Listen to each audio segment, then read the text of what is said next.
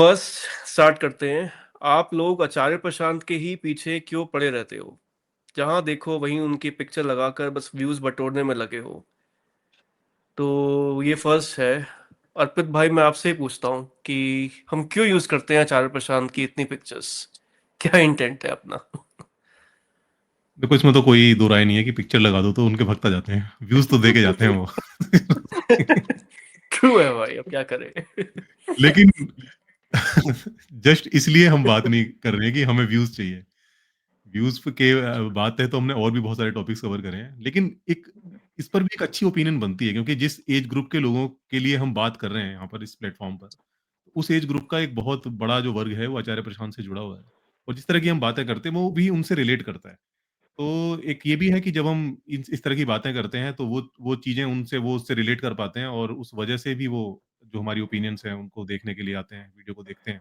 और हम भी उस ज़रिए कोशिश करते हैं कि कुछ चीज़ें जो कुछ उनका थोड़ा दिमाग खुले आचार्य प्रशांत को लेकर। हमारी जो कोशिश है पूरी ये है, हमने कभी नहीं कहा कि आचार्य प्रशांत जो हैं वो पूरी तरह से गलत हैं, उनको मत फ़ॉलो करो, वो लोगों को बेवकूफ़ बना रहे हैं, ऐसी हमारी कोई ओपिनियन नहीं है। लेकिन कोई एक हेल्दी क्रिटिसिज़्म भी जो है वो आचार्य प्रशांत के जो भक्त हैं उनको पता नहीं क्यों नहीं अच्छा लगता। और यही चीज़ है हमारी प्रॉब्लम है कि भई आप जो है ना एक क्रिटिसिज़्म को कैसे लेना चाहिए, इसको इसको लेना सीखो।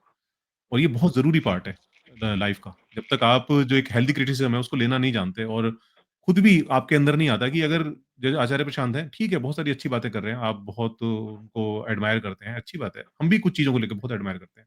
लेकिन एक जो वो सोच होती है ना कि एक बंदा पूरा ही सही है, उसमें कुछ भी हुँ। गलत हो ही नहीं सकता। वो चीज़ नहीं है। आप कोई भी बंदे को ना उसकी जो भी चीज़ें हैं अच्छी-अच्छी आप उनको देखो, साथ में ये भी देखो कि क्या कुछ चीज़ें ऐसी हैं जो कि मतलब मुझे मुझे ठीक नहीं लग रही हैं। उनके लिए भी आपका दिमाग एक्टिव रहना चाहिए। और अगर एक्टिव नहीं हो पा रहा है उन चीज़ों के लिए, और कहीं से क्रिटिसिज़्म अगर आप सुन रहे हो और वो क्रिटिसिज़्म भी आप बर्दाश्त नहीं कर पा रहे हो, दैट मीन्स कि आप फिर जो है अंधभक्ति वाले ट्रैप में पड़ गए हो। और वही जो हमारी कोशिश है कि जो यूथ है कम से कम वो तो अंधभक्ति में ना पड़े। क्योंकि जो 50 प्लस के लोग हैं वो हमारे टारगेट में भी नहीं है। हम छोड़ के ही चलते हैं, क्योंकि वो आधे से ज़्यादा ज़िंदगी अपनी गुज़ार चुके हैं। बाकी जो बची है, वो अगर बदलें, ना भी बदलें तो उससे कोई बहुत ज़्यादा फ़र्क पड़ने वाला नहीं है। क्योंकि जो फ्यूचर है वो यूथ पे डिपेंड करता है। यूथ की सोच क्या है, यूथ की सोच कैसी हो, ये फ्यूचर को तय करेगी। तो जो देश का जो हमारा फ्यूचर है, हम चाहते हैं कि अंधभक्ति जो है ना, ये खत्म हो यहाँ से। लोग अपने दिमाग का इस्तेमाल करना सीखें। ये हमारा प्राइम टारगेट है। जो आचार्य प्रशांत को जो हम क्रिटिसाइज़ करते हैं और वो उन पॉइंट्स पे करते हैं, जिन पॉइंट्स की वज़ह से हमें लगता है कि जो अंधभक्ति है, वो बढ़ावा दे रहे हैं उस चीज़ को। हुँ। वही हमारा टारगेट रहता है, और इस वज़ह से हम चाहते हैं कि जो लोग भी इस पॉडकास्ट को देखते हैं, वो किसी तरह से इन चीज़ों के बारे में सोचना शुरू करें। इतनी ही कोशिश है हमारी। हमारे उनको कोई ऐसा नहीं है कि हम उनको आचार्य प्रशांत जो कुछ भी कर रहे हैं, हम चाहते हैं कि वो करना बंद कर दें, या उनका जो सत्र वग़ैरह हैं, वो सब बंद कर दें। ये ऐसा हमारा कुछ नहीं है। हम चाहते हैं वो करते रहें, अच्छी बात है, और जो लोग सुन रहे हैं, अच्छी बात है। लेकिन बस थोड़ा-सा एक जागरूकता के साथ सुनेंगे, तो बेहतर होगा। तो हमारा जो पर्पज़ है वो बोलने का इतना ही होता है, और कोई व्यूज़ वगैरह का चक्कर नहीं है दोस्तों। वो ठीक है कि बात करते हैं तो व्यूज़ आ जाते हैं, ये नेचुरल है, लेकिन उसकी वजह से बात नहीं करते हम। बात करने की जो असल वजह है वो ये है। अगर व्यूज़ और वाली मैं बात होती ना, तो मैंने सोचो 2 वीडियोज़ बनाई हैं आचार्य प्रशांत पर, और दोनों में बहुत अच्छे व्यूज़ आए हैं। ये तो मतलब बहुत बढ़िया फ़ॉर्मूला मेरे हाथ में लग गया था ना, तो मैं तो हर महीने 1-1 वीडियो बनाता रहता। लेकिन मैंने नहीं बनाई ना। हम तो हर हफ्ते निकाल रहे हैं। नहीं मेरा ना बोलेंगे इस पे फिर से इसमें भी ले आए आचार्य प्रशांत को। अभी नहीं, स्टार्टिंग मेरा भी हमने पता उन्हीं है, से की है। मेरा इस पे यही पॉइंट है, he is highly relevant right now. मतलब वो उसकी उनकी पॉपुलैरिटी अभी इतनी ज़्यादा है ना, उनको हर कोई सुन रहा है, उनको बच्चे सुन रहे हैं, अपना यूथ फॉलो कर रहा है। और अपने देश की ना सबसे बड़ी प्रॉब्लम है सेलिब्रिटी वर्शिप कल्चर। जब हम किसी पर्सन के यहाँ पे फैन बनते हैं ना, किसी को एडमायर करना स्टार्ट होते हैं, तो हम अंधभक्ति की तरफ चले जाते हैं। इसीलिए मुझे लगता है जो अभी के टाइम पे अपने देश में बहुत हाईली इन्फ्लुएंशियल फिगर है ना, उनके क्रिटिसिज्म्स पे बात करना ज़रूरी है, ताकि हम लोगों को अंधभक्ति से बचा सकें। और मैं खुद आचार्य प्रशांत का ना बहुत बड़ा फैन हूँ।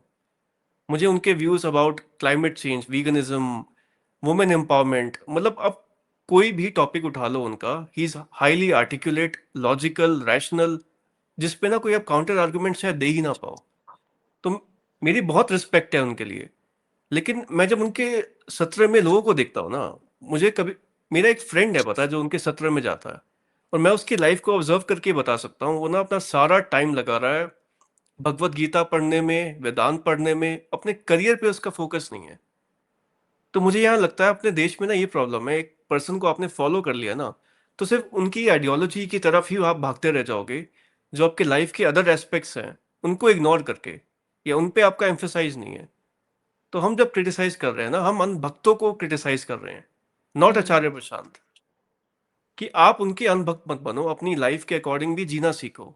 उन्होंने जो कह दिया, उनकी ना सारी बातें अच्छी हैं, लेकिन स्टिल आपको ना अपनी लाइफ देखनी है और अपने हिसाब से उसको कस्टमाइज करना है। और लोग ये नहीं करते हैं।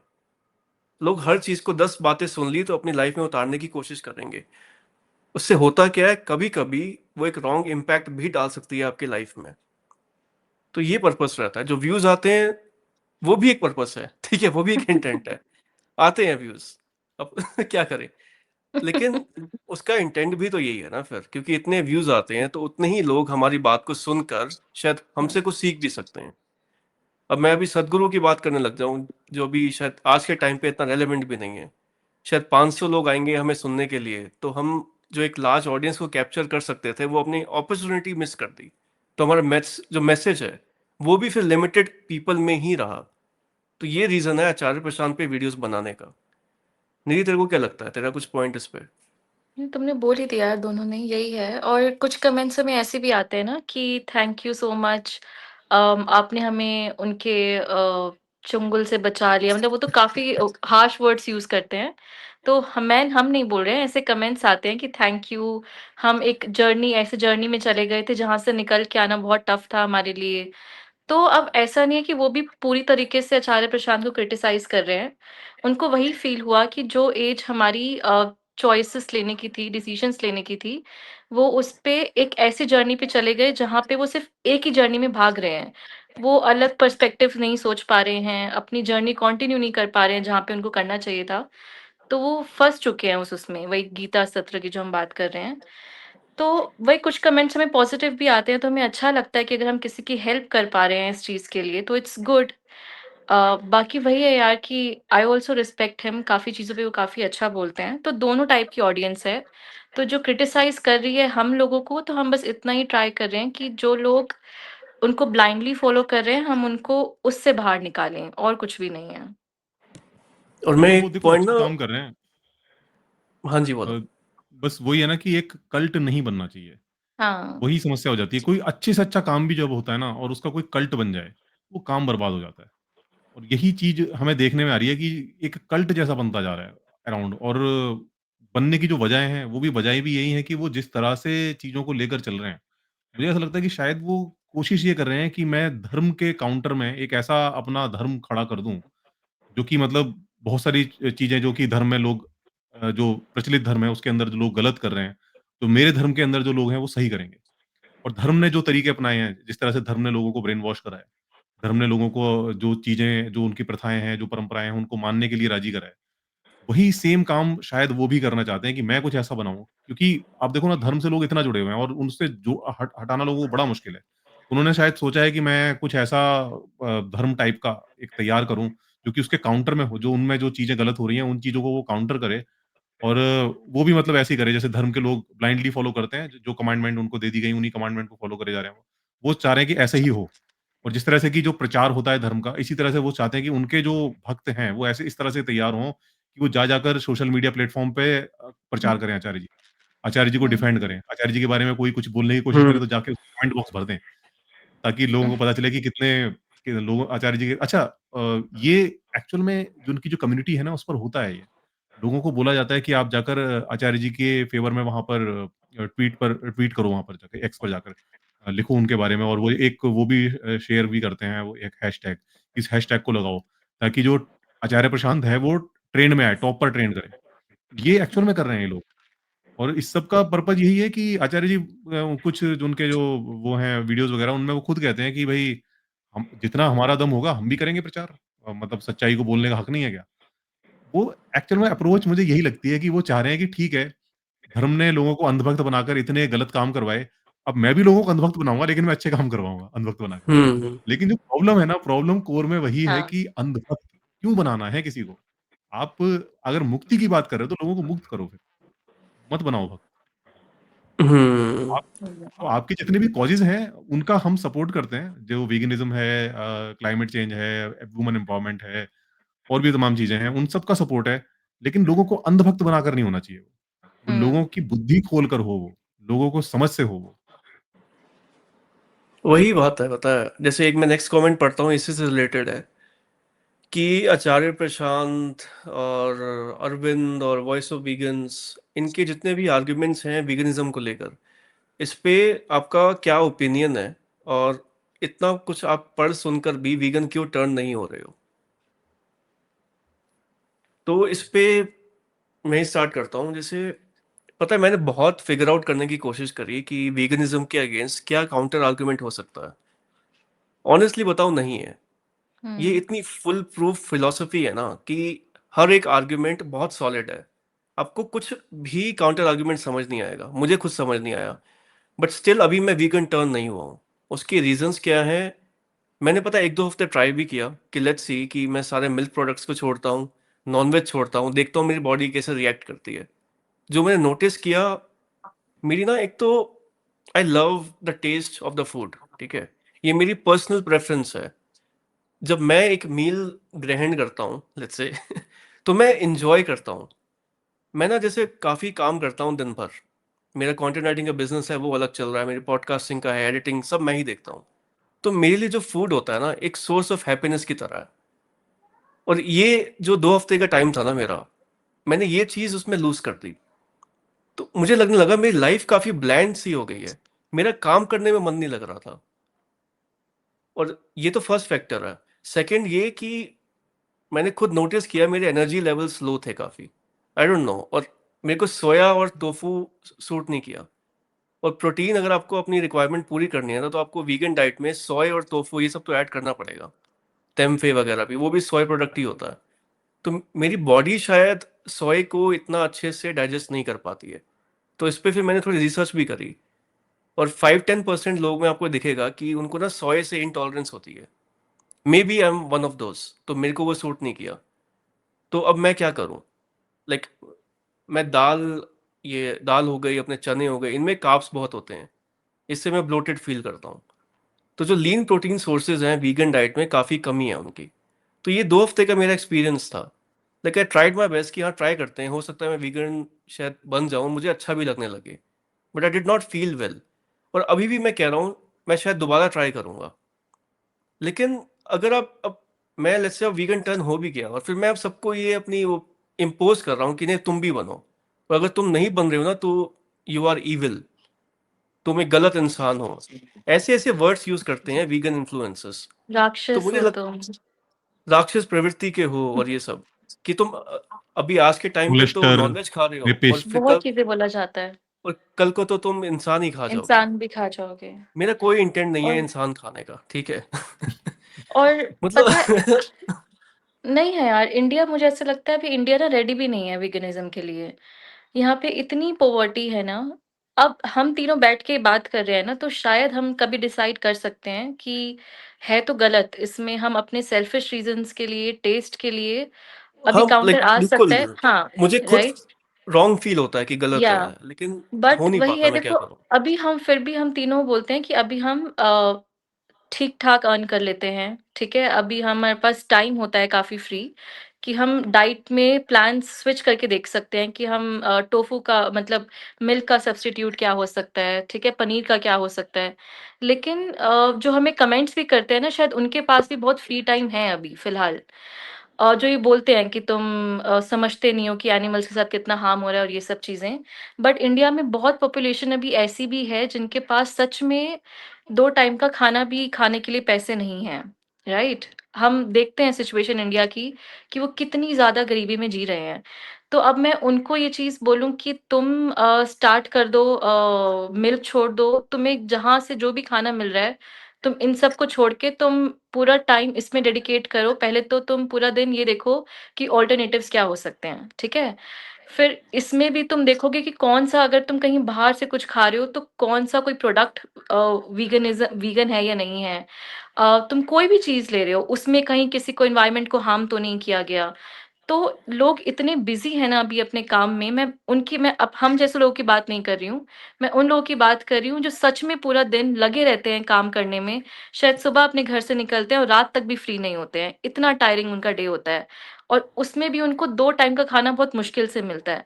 तो मुझे नहीं लगता कि मैं उनको वीगनिज़्म का कॉन्सेप्ट समझा सकती हूँ। उनके लिए अवेलेबल भी नहीं होगा, उनके पास अल्टरनेटिव्स ढूँढने का इतना टाइम भी नहीं है और पहले ही उनकी डाइट में इतनी कम चीज़ें हैं कि वो और सब कुछ कट ऑफ कर देंगे ना तो पता नहीं वो जी भी पाएँगे, नहीं जी पाएँगे।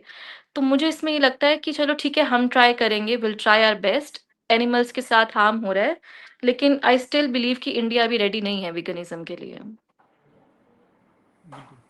देखो ये तो है ही, देखो ना फिलॉसफिकली अगर देखा जाए ना तो बड़ा मतलब कोई काउंटर बहुत ज़्यादा कुछ है नहीं। है ही वीगनिज़्म की जो नहीं। फिलॉसफी है ना उसके मैंने अलावा बहुत ट्राई किया जी। पता है ढूँढने की, लेकिन नहीं है।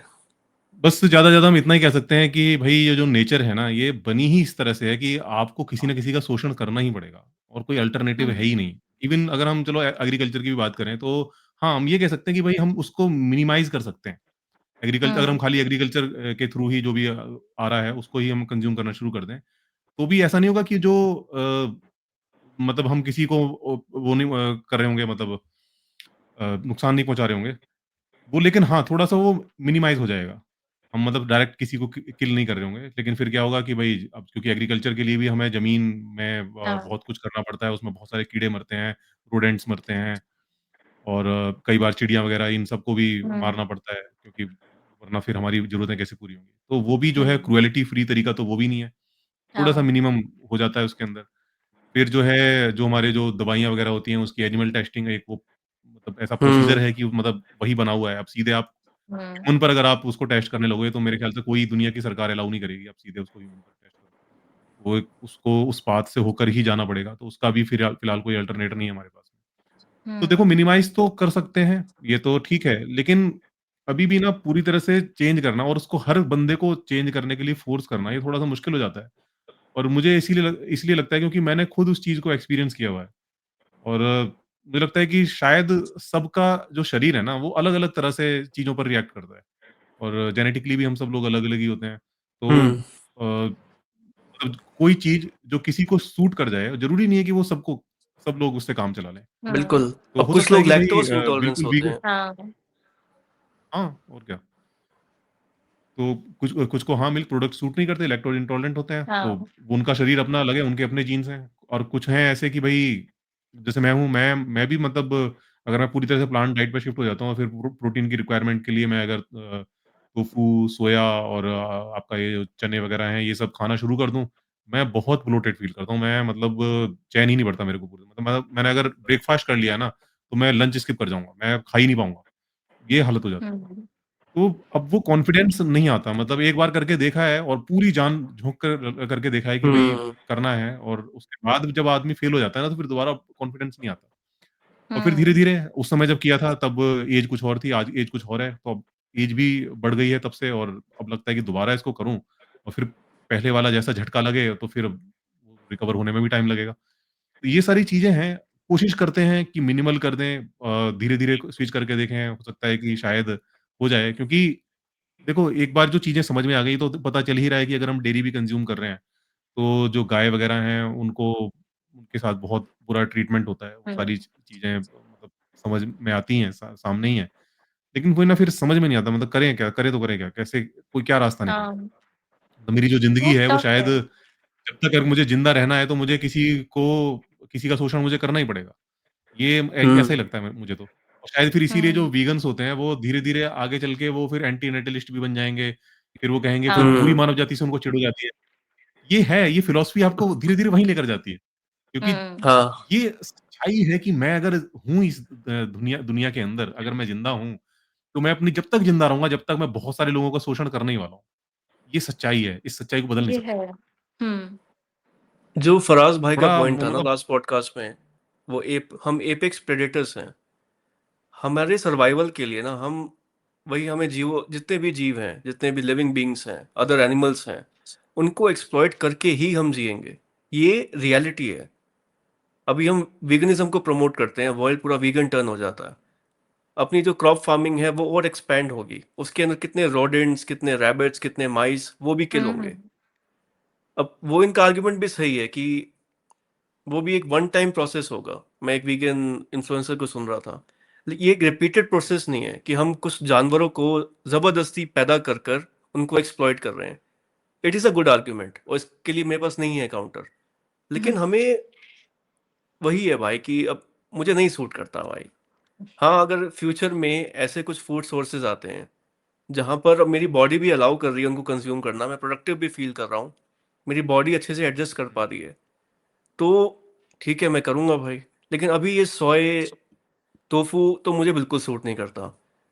ये दाल वगैरह से मैं ब्लोटेड फील करता हूँ। तो what shell I do hmm. Now?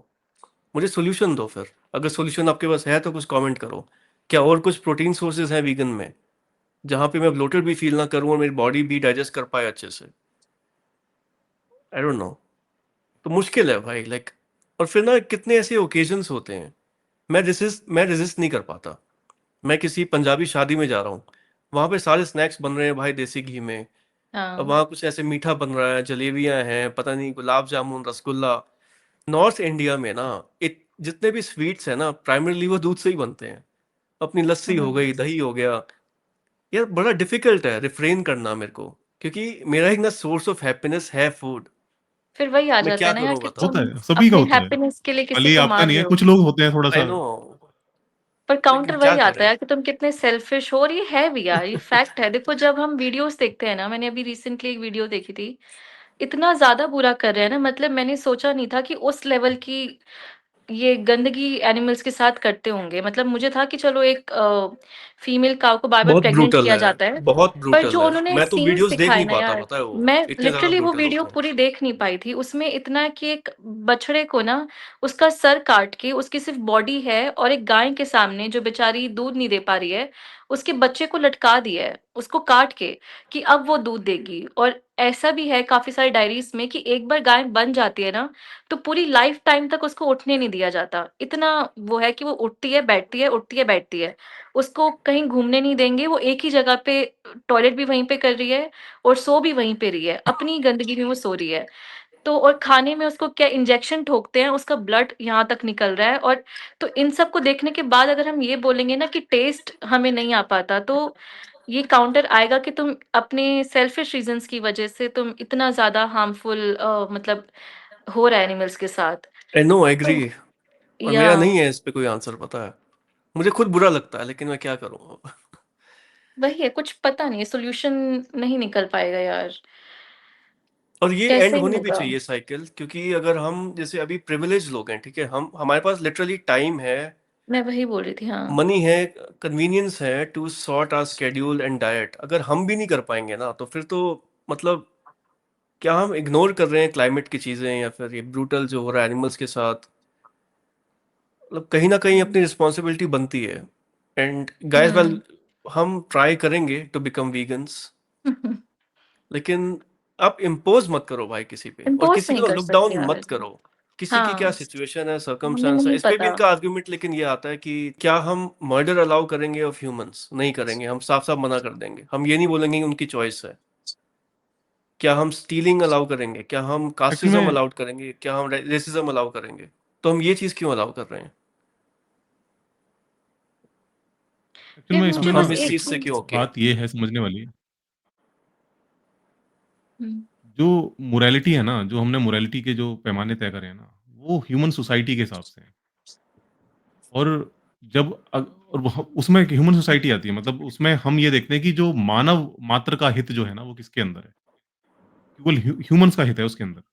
बाकी हुँ। सबका हित नहीं, बाकी सबका हित को अगर हम लेके आएँगे ना, तो हमारा जीना मुश्किल हो जाएगा, वही समस्या है।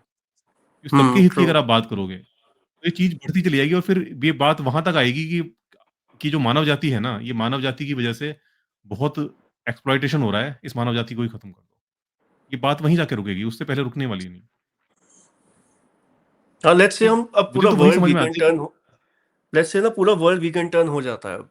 अब हम फिर नेक्स्ट चीज फिगर आउट करने की कोशिश करेंगे कि what is closing climate change. Climate change की वजह से भी जो अपनी दूसरी स्पीसीज है वो एक्सटिंक्ट हो रही है ना? तो फिर ना हमें जो अपनी ह्यूमन की एक जो प्रोग्रेस स्टोरी है ना, हमें वो रोकनी पड़ेगी। लेट्स से अभी हम वही रुकनी ट्रैवल पड़ेगी, करते हैं ना वही थ्रू प्लेन्स, कोई वर्ल्ड टूर कर रहा है, उसका इंटरेस्ट है हुँ। वर्ल्ड टूर करना। वो पता है कितना CO2 एमिशन कॉज कर रहा है? हुँ। More than a vegan would. तो क्या उसका वर्ल्ड टूर रुकवाओगे अब आप? हम जो ट्रैवल कर रहे हैं वो भी रोकना पड़ेगा। जो भी हम टेक हाँ, एआई ये पता है कितना CO2 एमिशन कॉज कर रहा है? सही बात। तो ये तो कहाँ है। तक ये तो रुकेगी फिर कहाँ ये? तक यही हो जाएगा ना भाई, आप जैसे आर्गुमेंट उस पे देते हो, यार आप टेस्ट के लिए किसी की जान ले रहे हो, तो फिर आर्गुमेंट ये भी हो जाएगी कि आप ट्रैवल करना इतना क्या ज़रूरी है यार? जिंदा ही तो रहना है, अपने घर पे रहो। घर पे रह के भी हाँ। तो जिंदा रह हाँ, सकते हो, क्यों घूमना है तुम्हें? उस पे अपने यूट्यूब पे देख फन लो वीडियोज़ पड़ी हुई। हाँ, कि अपने एन्जॉय के लिए अब तुम इतना हाँ, CO2 एमिशन कॉज कर रहे हो। हाँ, कितना अब CO2 मैं आ हुँ। जाऊँ एमिशन कॉज़ कर सामने। रहे हो। तो ये और वीगन कहाँ भी तक कर रहे हैं फिर रुकेगा ऐसे ही हो यार। जाएगा कि पता है वीगन गाड़ी क्यों लोग भी चला रहे हो? एसी कार्बन क्यों लगा रखे एमिशन हैं? हाँ, हर चीज़ हाँ। घर पे पता है मैं एक चीज़ और पढ़ रहा था, जो हम अभी एसी से हैबिचुअल हो गए हैं। आप ना कभी जंगलों में जो ये अघोरी बाबा होते हैं या फिर कोई भी ऐसे संत होते हैं, उनसे पूछो, उनको नहीं चाहिए एसी। बॉडी पता है यूज्ड टू हो जाती है विद योर करंट कन्वीनियंस वाले जितनी भी चीज़ें हैं आपकी। सही बात। आप भाई आज 10 से दिन एसी 20-25 बंद साल कर पहले दो, हम भी तो बिना एसी के रह रहे थे। बिल्कुल। एसी थे कहाँ तब? अब हाँ। मैं अब मैं एसी एक्टिविस्ट बन जाऊँ कि मैं सबके ना एसी बंद करवाऊँगा। इससे हुँ, बहुत CO2 एमिशन हो रहा है जिसकी वजह से क्लाइमेट चेंज में बहुत बड़ा इम्पैक्ट आ रहा है। आप नहीं करोगे ना?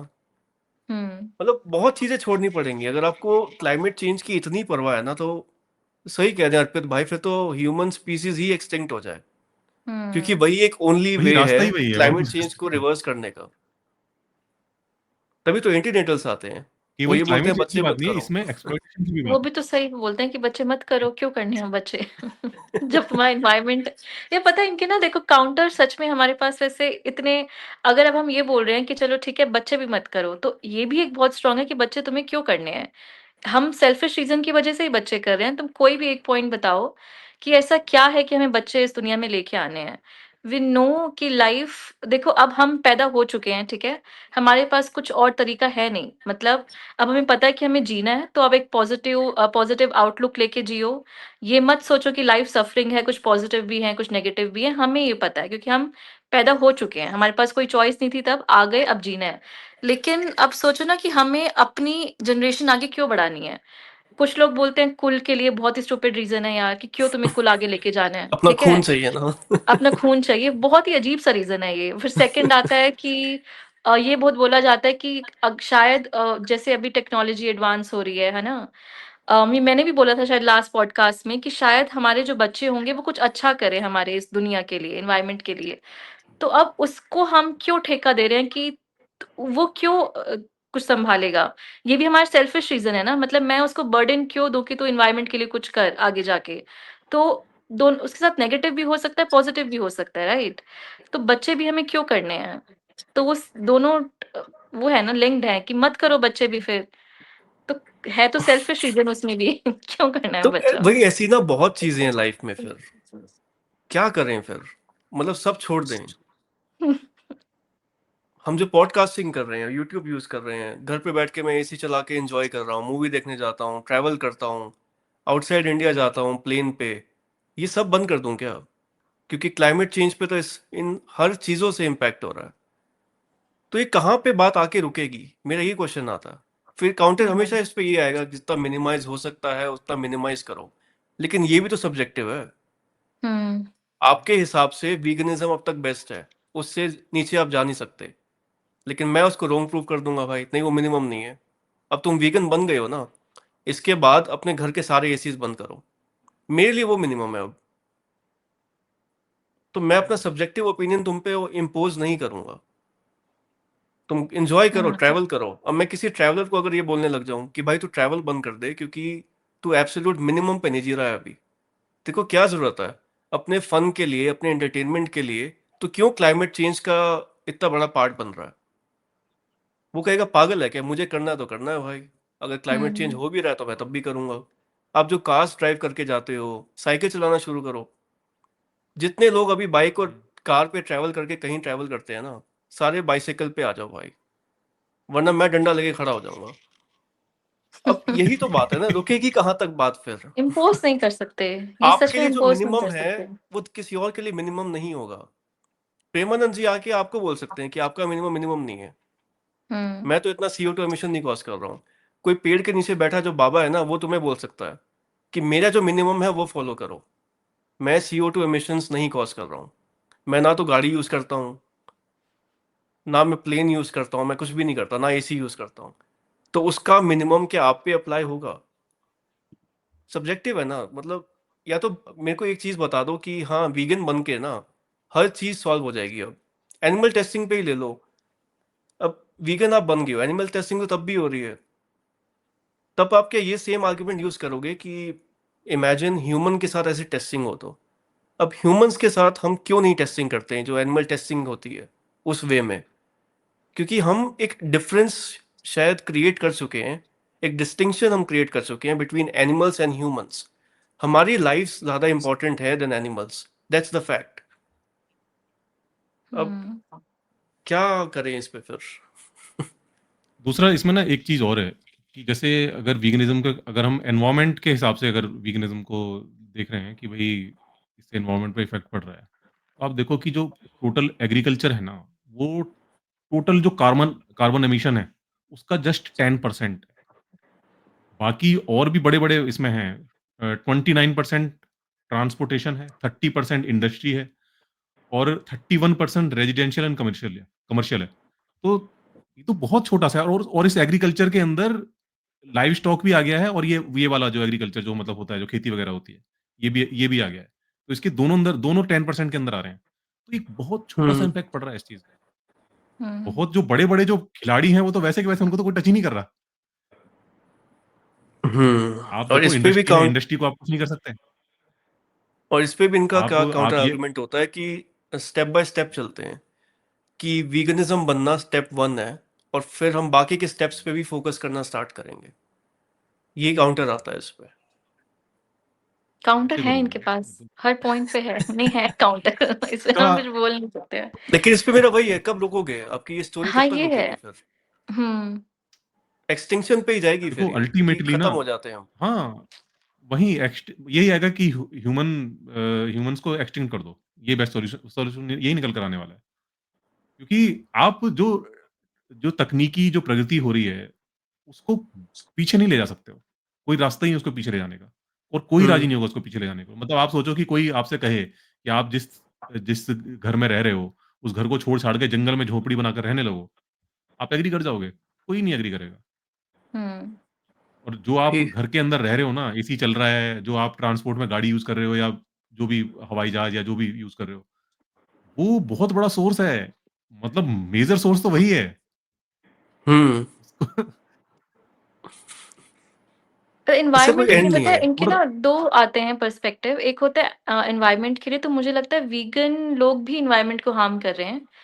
अब जैसे वही हम एसी वगैरह की बात कर रहे हैं, और अगर दूसरे वे में सोचे तो वो भी जैसे मैं ये देख रही थी ना कि आलमंड का मिल्क जो होता है वो पता नहीं कितनी बीस को मार के बनाया जाता, अब वो मतलब इनका, उसकी लेकिन वो भी प्रोडक्शन। आर्गुमेंट है कि तो वो वही, वही तो उनके लिए एब्सोल्यूट मिनिमम है कि अपने सर्वाइवल के लिए हमें वो तो करना हाँ, पड़ेगा। लेकिन तो बीइंग अ एनवायरनमेंट में वेजिटेरियन कहीं और न नॉन कहीं, वेजिटेरियन आप और ज्यादा डैमेज कॉज कर रहे हो, ये है, वो हाँ, तो हो ही मतलब रहा वो है। हार्म तो हो रहा है, चाहे कम ज़्यादा, लेकिन एनवायरनमेंट को तो हार्म पहुँच रहा है। तो सेकंड इनका आता है कि एनिमल्स की सफरिंग बंद हो जाएगी। तो इस पे हम क्या बोल सकते हैं? चलो एनवायरनमेंट के लिए तो हार्म है, वेगनिज़्म में भी है और वेजिटेरियन में थोड़ा ज़्यादा है। बट एनिमल्स का हार्म होना तो बंद हो जाएगा ना, अगर हम एनिमल वीगन टर्म्स में टेस्टिंग नहीं जाते हैं रुकने तो। वाली, लाइक वो चलती रहेगी। और वो हम बट पता है इसी बेस पे कर रहे हैं, because animals, we consider animals inferior to us. हम ह्यूमंस पे कभी ऐसे टेस्टिंग नहीं करेंगे।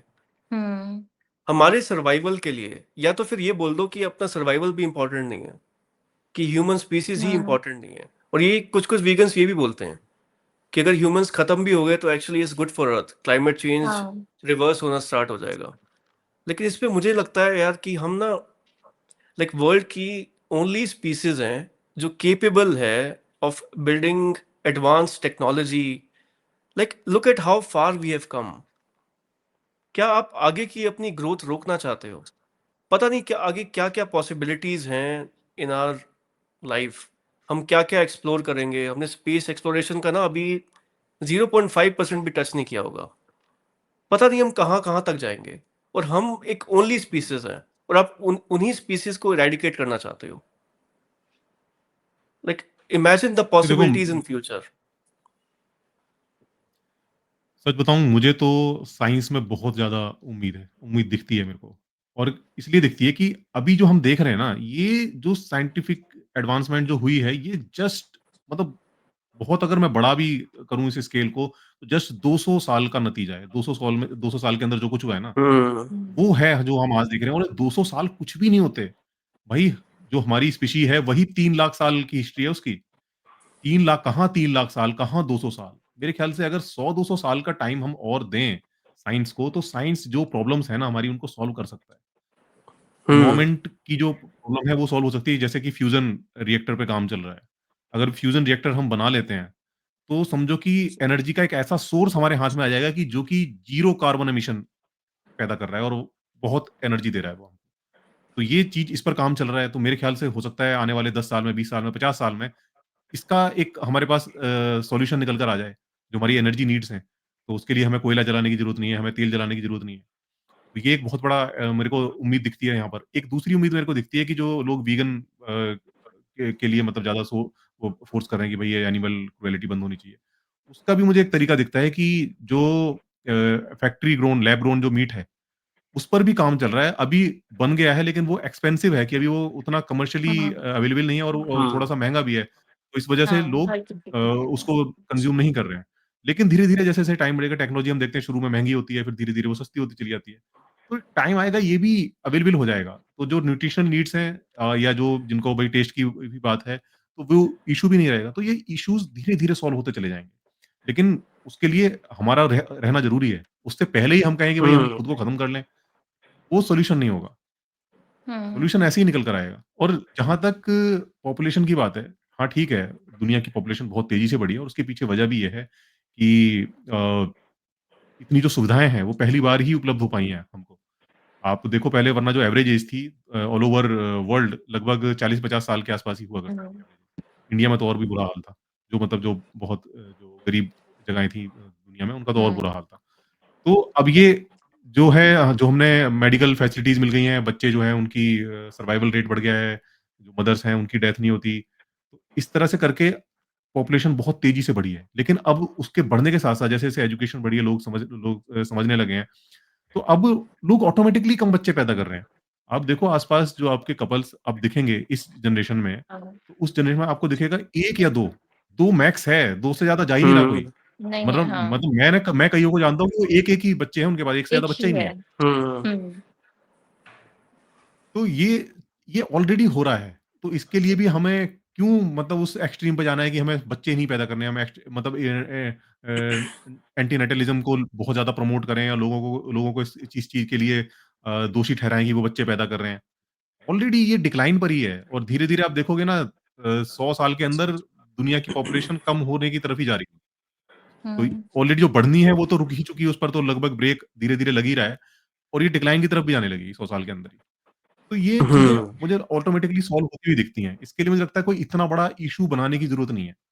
हाँ, ये ज़रूर है कि इस समय पर जिस तरह से एनवायरनमेंट चेंज हो रहा है, वो वाक़ई में डराने वाला है और उसकी वज़ह से बहुत लोग हुँ, प्रभावित होने वाले हैं। लेकिन वो अब इस तरह से हुँ, हम सोचे कि हम उसको रोक पाएँगे और वो भी भारत जैसा देश अगर सोचे कि मैं कुछ जो ऑलरेडी डेफ़िशिएंट है, जो ऑलरेडी भिखारी है, भिखारी सोचे कि मैं जो है क्या कहते हैं, आज की एक रोटी कम खाऊँगा और उससे मैं एनवायरनमेंट चेंज को रोक लूँगा, वो नहीं रोक पाएगा भाई।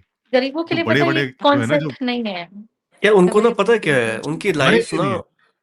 नहीं उनकी है, लाइफ़ में उनके ना लिए नहीं है। इतनी प्रॉब्लम्स है ना कि हुँ, उनका ना ध्यान भी नहीं जाता है ऐसे कॉन्सेप्ट्स पे कि हाँ, अब उनको मैं वीगनिज़्म सिखाऊँ नहीं है यार, उनके लिए कि तुम नहीं है अपनी ये डाइट चीज़। रिप्लेस करो। उनको जहाँ से खाना मिलता है ना वो खाएँगे। वही, अब कहीं हाँ, बाहर ऐसे जैसे खाने लगाते हैं लोग जो सेवा करते हैं। अब कोई पूड़ी घी में फ्राई हो रखी है। अब वो बोले हुँ, कि नहीं मैं ये वाली नहीं खाऊँगा, इसमें घी है, मैं तो वीगन हूँ। नहीं सकता उनके लिए ये। 2 वक़्त का जो खाना नसीब नहीं हो पाता ना, उनको लिमिटेड ऑप्शंस के साथ ही कॉम्प्रोमाइज़ करना पड़ता है। तो वो हुँ, लिमिटेड ऑप्शंस भी मैं उनसे छीन लूँ, या वो भी उसमें अपना दिमाग लगाने लग जाएँ कि नहीं मैं तो वीगन हूँ, मैं ये सब नहीं खाऊँगा। उनके लिए तो नहीं है पॉसिबल, अभी के टाइम और जो पे। पूरा दिन लगे हुए हैं यार, जैसे कन्वीनियंस हम भी ये नहीं है अभी इनकी ना। कंस्ट्रक्शन साइट्स पे जो लोग काम करते हैं, ये बहुत मेहनत कर रहे हैं। धूप में लगे रहते हैं, सुबह आते हैं, रात को जाते हैं, कोई ब्रेक नहीं होता। अब इनको रात को ना मैंने काफ़ी देखा है कि ये लोग चिकन कंज़्यूम करते हैं। इनका ये होता है कि सुबह चिकन खा के निकलो, रात को खा के निकलो, खत्म, ठीक है? या फिर वही दूध, रोटी, दूध पी लेते हैं ये। तो अब ये कहाँ अपने उसमें बैठ के रिसर्च करेंगे यार, कि हम क्या प्रोडक्ट देखें जिससे एनवायरनमेंट इनके वो माइंड में ख़्याल ही नहीं आएगा ना। वही अगेन फिर से वीगनिज़्म इज़ अ फिलॉसफी और हम बार-बार ये चीज़ बोलते हैं कि फिलॉसफी इज़ फॉर रिच क्योंकि जब तक आपका पेट खाली है, आप इन चीज़ों के बारे में सोच ही नहीं सकते हो। फिर वही जो हम चॉइसेस की बात कर रहे हैं कि इनको कहीं से भी मिलता है, इनको कंज़्यूम करना पड़ता है, तो ये लोग नहीं बोल सकते कि हम नहीं हार्म करना चाहते, ये लोग खत्म हो जाएँगे, अगर ये छोड़ देंगे सब कुछ खाना-पीना तो। तो वही है कि हम हर किसी पे इम्पोज़ नहीं कर सकते हैं वीगनिज़्म स्पेशली। एक इस पे भी काउंटर आया था कि जो तुम्हारा कहना था ना, philosophy of the rich is for the rich, ये बिल्कुल गलत है। कि क्यों? जो पुअर पीपल हैं, जो गरीब लोग हैं, उनको भी अगर हम फिलॉसफी सिखाएँगे, तो वो भी अपनी लाइफ़ में प्रोग्रेस कर सकते हैं इन द राइट वे। बचपन से ही कोई बच्चा अगर पढ़ रहा है स्कूल में फिलॉसफी, हमारा वीडियो देख के कुछ सीख जाता है, तो वो अपनी लाइफ़ में पॉज़िटिव इम्पैक्ट ही डालेगा। इस पे क्या ओपिनियन है तुम्हारा? नहीं, एक्चुअल में जो हम उसमें हमने पहले जो बात करी थी ना, जिसमें हम कह रहे थे कि भई फ़िलॉसफ़ी अभी ज़रूरत नहीं है, वो एक्चुअल में वो उस कॉन्टेक्स्ट में थी शायद बात, हुँ, कि जिस तरह से हम देखते हैं ना कि जो बच्चे हैं अभी 16-17 साल के और आके वो कमेंट कर रहे हैं या पूरी तरह से फ़िलॉसफ़ी में घुस गए हैं, जबकि ये जो टाइम है उनका, वो अपने करियर पर ध्यान देने का है। हुँ, तो ये उस कॉन्टेक्स्ट में थी कि आप मतलब वीडियोज़ देख रहे हो पूरे दिन यूट्यूब पर, आचार्य प्रशांत की वीडियो देख रहे हो, कभी उस फिलॉसफर की वीडियो देख रहे हो, फिर हमारे पॉडकास्ट को आके देखने लगे, फिर वहाँ पे कमेंट करने लगे। इसमें टाइम मत वेस्ट करो। हुँ, जो टाइम है थोड़ा-सा प्रोडक्टिव टाइम है। फिलॉसफी जो शुरू होती है ना, थोड़ा-सा आप एक स्टेबल पोज़ीशन पे आ गए लाइफ़ में, हुँ, उसके बाद आप उसको शुरू करो। और चलो ठीक है, अगर आप यंग एज में भी पढ़ रहे हो तो पढ़ने में दिक्कत नहीं है, लेकिन उसका एक संतुलन होना ज़रूरी है। आप हुँ। उतनी उतनी कम एज में आपने पढ़नी शुरू करी, उसके बाद आप एक्सट्रीम पर चले गए, चलते चले जा रहे हो, आप वीगनिज़्म की तरफ भाग रहे हो, आप एंटी नेटलिज़्म की तरफ भाग रहे हो। अ, या फिर आप और भी मतलब तमाम जो एक्सट्रीम है फिलॉसफी के, उनमें उनकी तरफ आपका दिमाग जा रहा है। और वो कहीं न कहीं बहुत डिस्ट्रैक्ट करता है आपके फ़ोकस को, जबकि हुँ, वो जो टाइम है ना, उस समय आपका फ़ोकस करियर पे ज़्यादा होना चाहिए। वो जो है हमारे कहने का जो मतलब है, वो उतना उतना हाँ, था, जहाँ तक मुझे समझ आता है। और इंडिया की ये प्रॉब्लम है, कोई भी आइडिया सुनकर ना काफ़ी इमोशनली अटैच हो जाते हैं और उस आइडिया से। तभी आपको हुँ, दिखता है वो तरह-तरह की वीडियोज़ पे जाएँगे, कमेंट सेक्शंस पे जाएँगे और लड़ने लगेंगे दूसरे लोगों से। हमारे साथ होता है, लाइक हमारे वीडियो पे जो कमेंट्स आते हैं ना, बच्चों के कमेंट्स आते हैं, जो हुँ, हमें सिखा रहे होते हैं कि तुम एंटीनेटल के ना सही आर्गुमेंट्स प्रेज़ेंट नहीं कर रहे हो। तुम्हें क्या पड़ी है? चलो तुम अभी 18 साल के हो, तुम नहीं करना चाहते बच्चे। तुम 30 के भी हो जाओगे शायद तब भी तुम्हारा मन ना हो बच्चे करने का। मत करो, तुम्हारी लाइफ़ है। हमारे ओपिनियंस को चेंज करके क्या उखाड़ लोगे? हुँ, तो इसीलिए मैं बोलता हूँ कि जब मैं ऐसे रिएक्शंस देखता हूँ ना लोगों के, बच्चों के, तो मुझे लगता है वो हाइली फिक्सेटेड है इंटू सम आइडियोलॉजीज़ और उनकी प्रायोरिटी सही नहीं है। हुँ। अभी अपनी प्रायोरिटी लगाओ अपने करियर को बिल्ड करने में, नॉट ऑन दिस। अभी कोई ज़रूरत नहीं है आपको एंटी-नेटलिस्ट बनने की, 18 साल की उम्र में। अभी तो इस सोच के कॉन्टेक्स्ट करेंगे में भी था। क्या यार? अभी 18 साल में सोच के क्या करोगे? तुम्हें बच्चे नहीं करने, तुम्हें अभी भी शादी वैसे भी नहीं हो रही तुम्हारी। तो जब 10 साल बाद वो सिचुएशन आएगी तब पता नहीं क्या चेंजेस आ चुके होंगे, क्या हो चुका होगा। अभी से डिसाइड करके क्या कर लोगे तुम 18 अरे साल की उम्र में? अब अरे तुम अभी डिसाइड नहीं कॉलेज करें, मतलब जाओगे। उसके लिए दूसरों को कन्विंस करने के लिए भी लगे पड़े हैं कि मैं तो हाँ, एंटी एलिर्जी हो गया, तुम भी हो जाओ।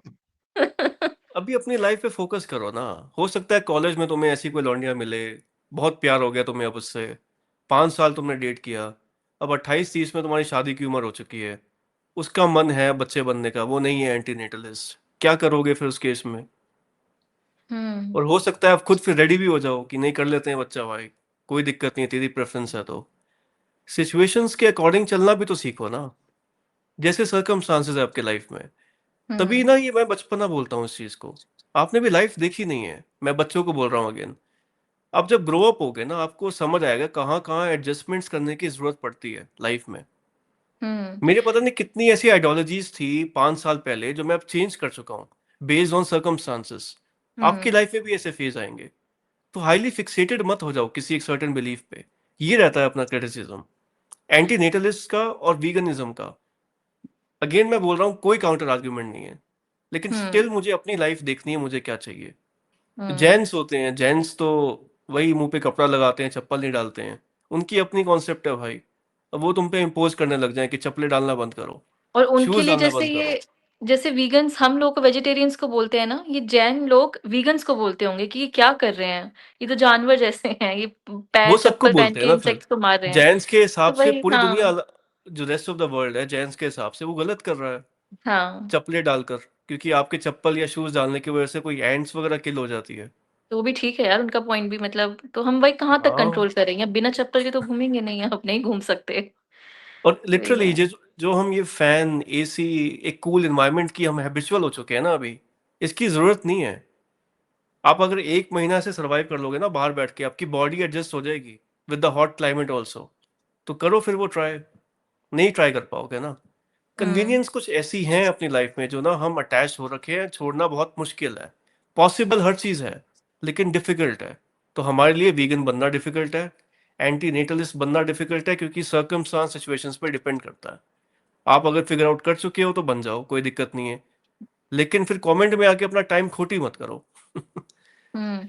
और ये पता है पॉइंट है। कमेंट एक कमेंट ये भी बहुत आता है हमें, पता नहीं हमने ऐसा कौन-सा मैसेज अपने लास्ट पॉडकास्ट में स्प्रेड किया है कि तुम बोलते थे कि पहले सोसाइटी के अकॉर्डिंग नहीं चलना चाहिए और अब तुम बोलते हो कि सोसाइटी के हिसाब से कुछ डिसीज़न्स लेने पड़ते हैं। तो मैं इसमें एक डिफरेंस क्लियर करती हूँ।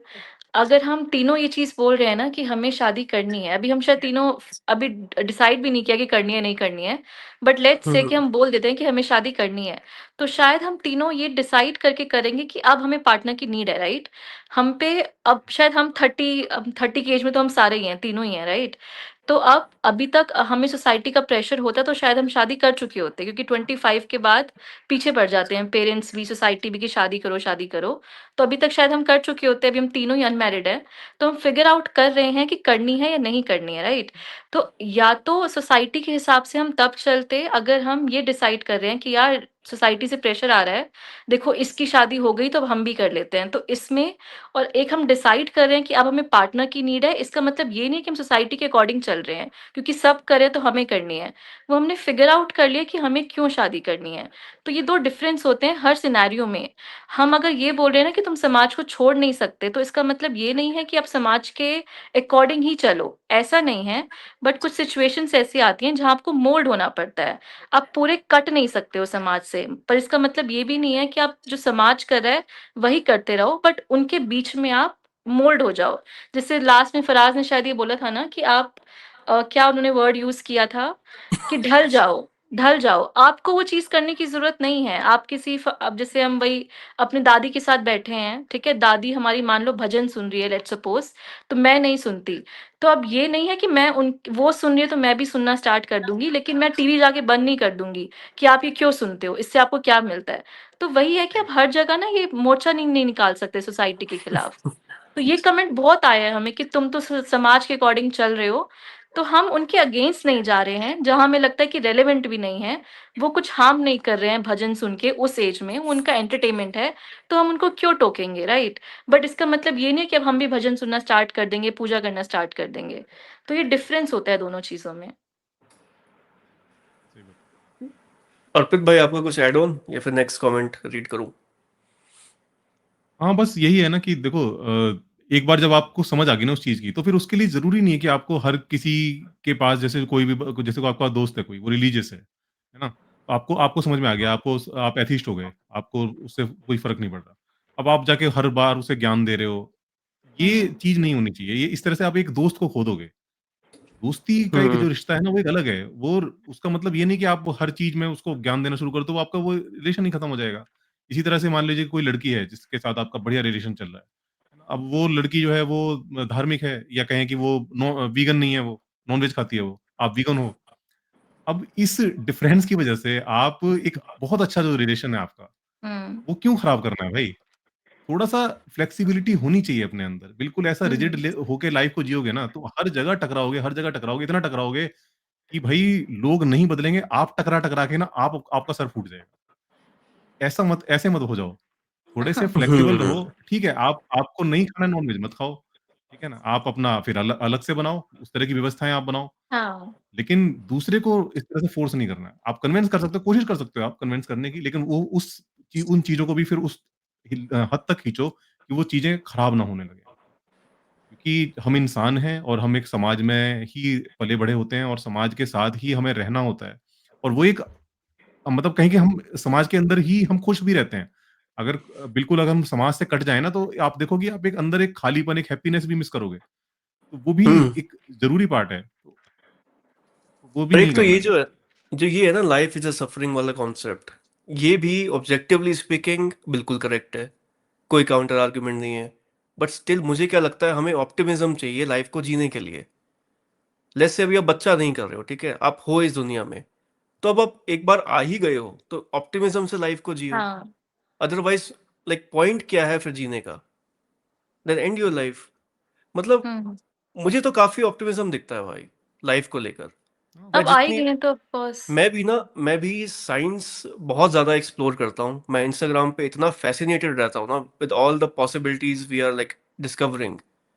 हमारी जो स्पेस टेक हो गई, एआई हो गया, मुझे तो मज़ा आ रहा है कि मैं एक ऐसे टाइम में जी रहा हूँ, जहाँ पे हमारी ग्रोथ कहाँ पे जाएगी मैं इमेजिन भी नहीं कर सकता। तो मैं हाइली ऑप्टिमिस्टिक हूँ इस चीज़ को लेकर हुँ। और मैं चाहता हूँ ह्यूमन स्पीशीज़ जो है ना वो अलाइव रहे। पता नहीं कितने ऐसे क्वेश्चंस हैं ना यूनिवर्स के, जिसके आंसर्स हम फिगर आउट कर सकते हैं इन द नेक्स्ट 50 और 100 इयर्स। हुँ। तो क्या आप इस ग्रोथ का पार्ट नहीं बनना चाहते हो? क्या करोगे? ये यही सोच-सोच के चलो ठीक है लाइफ इज़ अ सफरिंग। आपने पढ़ लिया, गौतम बुद्ध को पढ़ लिया, सारी फिलॉसफी चाट ली। अब आपको लाइफ जीनी तो है ना। जीने के लिए क्या चाहिए फिर? ऑप्टिमिज्म चाहिए, वो लेके आओ। हुँ। तभी लोगों के ना अंदर इतनी एंग्जायटी भर गई है, डिप्रेशन हो रहा है लोगों को। ये जो लाइफ इज़ अ सफरिंग वाली फिलॉसफी है ना, आप कभी गूगल पे इसके आर्टिकल्स रीड करना, ये कितना एंग्ज़ियस बना रही है लोगों को। जब ये लोग हुँ। ऐसी फिलॉसफीज़ पढ़ते हैं ना, लोग लिटरली डिप्रेस होते हैं, क्योंकि वो समाज से कट जाते हैं, उनको किसी चीज़ में इंटरेस्ट नहीं आ रहा होता है, रिलेशनशिप्स में वैल्यू नहीं दिख रही होती है। तो ऐसे फिलॉसफीज़ से स्टक होके ना फिर आप अपनी लाइफ जी नहीं पाओगे अच्छे से। तो ठीक है, आपने पढ़ ली, उसको आप साइड करो, एक ऑप्टिमिज्म अपने अंदर लाओ, वरना हुँ। तो फिर लाइफ का तो मीनिंग ही नहीं है, आपने लूज़ कर दिया मीनिंग। और जो अभी अर्पित ने बोला ना कि हैप्पीनेस वाला पॉइंट, कि अब पता है हैप्पीनेस से लोग क्या समझते हैं, हमें कमेंट्स में भी बोला गया है कि मतलब तुम क्लब में डांस करने को हैप्पीनेस समझते हो। हम हैप्पीनेस का मतलब वो नहीं है हमारे लिए। जैसे भी सागर ने बोला कि वो एक्सप्लोर करना चाहता है कि कैसे हमारा एवोल्यूशन आगे बढ़ रहा है, टेक्नोलॉजीज़ आ रही हैं, हमने कितने एवोल्यूशन देख चुके हैं, राइट? तो हमारा हैप्पीनेस का मतलब ये है कि जो चीज़ें हमारे साथ हो रही हैं, हम उसमें हैप्पीनेस ढूँढना चाहते हैं, ठीक है? अब शायद तुझे साइंस पढ़ के अच्छा लगता हो, अर्पित को किसी और चीज़ में हैप्पीनेस आती हो, मुझे किसी और चीज़ में आती है, किसी और चीज़ को एक्सप्लोर करने में। तो हैप्पीनेस का मतलब ये नहीं है कि हम पूरा दिन क्लब में बैठ के डांस करेंगे। तो अब हम जब ये तो ये लोग बहुत गलत समझ लेते हैं जब हम ये बोल रहे हैं ना कि फिलॉसफी तुम्हें सैड बना रही है तो हैप्पी हो जाओ लाइफ में, जॉय देखो। तो हमारे लिए जॉय का मतलब वो है कि हर पल को हमें देखना है कि हम कैसे अच्छे आउटलुक के साथ, पॉजिटिव आउटलुक के साथ उसको एन्जॉय करना चाहते हैं। मतलब हर पल को अच्छे से स्पेंड करना चाहते हैं। तो क्योंकि ये मेरे तो वाला यही है भाई, एक बार दुनिया में आ ही गए हैं तो भाई एंजॉय करें। हाँ। बार-बार ना ऐसी फिलॉसफीज़ पढ़ के मैं खुद डिप्रेस हो जाता हूँ। तो मुझे ब्रेक हुँ। लेना पड़ता है। वो ब्रेक लेने के लिए मैं जो भी टेम्परेरी मोमेंट्स कह लो, उनको जो भी कह लो, मैं उनका पार्ट बनना चाहता हूँ, लाइफ़ को एन्जॉय करना चाहता हूँ। हुँ। तो ये पता है, एक ना विकास दिव्य कीर्ति का इंटरव्यू था, जो लोग भी बड़ी फनी सी इन चीज़ चीज़ों को उन्होंने बोली। हाँ हुँ। जी भाई। हुँ, हुँ, बोलिए, बोलिए। तो पता बोलो, है बोलो उसमें ना निधि किसी बोलो आप। बच्चे ने, बोलो, बोलो। हाँ, तो उसमें 22-23 साल का कोई बच्चा था, उनकी क्लास अटेंड कर रहा था, तो उसने बोला कि फिलॉसफी रिलेशनशिप को कैसे हैम्पर करती है, ठीक है? तो वो 22-23 हुँ। साल का था, उसकी गर्लफ्रेंड थी। तो उसने विकास से वे कीर्ति जी ने एक बात बोली उन्होंने कि पता है क्या होता है, आप ना फिलॉसफी पढ़ के ना इमोशंस के साथ बहुत न्यूट्रल हो जाते हो। क्या आपको पता है कि जो निब्बा-निब्बी जो लोग बातें करते हैं ना, ये 17-18 साल की उम्र में कि मैं तेरे लिए नस काट लूँगी, वो करते नहीं है वो, नस नहीं काटता कोई अपनी। वो बातें करते हैं कि मैं तो तुमसे इतना प्यार करती हूँ कि मैं तुम्हारे तेरे लिए लिए ये कर चाँद दूँगी, तारे वो कर तोड़ के ले दूँगी। आऊँगा। हाँ। ठीक है? तो उन्होंने वही बोला उस बच्चे को कि वो ना बहुत, वो भी बहुत ब्यूटीफुल फेस होता है, ठीक है? उन लोगों की एज में, मतलब तो अब तुम फिलॉसफी पढ़ लोगे ना, ये तो तुम्हें लगेगा कि यार ये नाटक कर रही है। ठीक है? उसके ना जाने से तुम्हें गम होगा, ना आने से खुशी होगी, तो तुम बहुत न्यूट्रल हो जाओगे।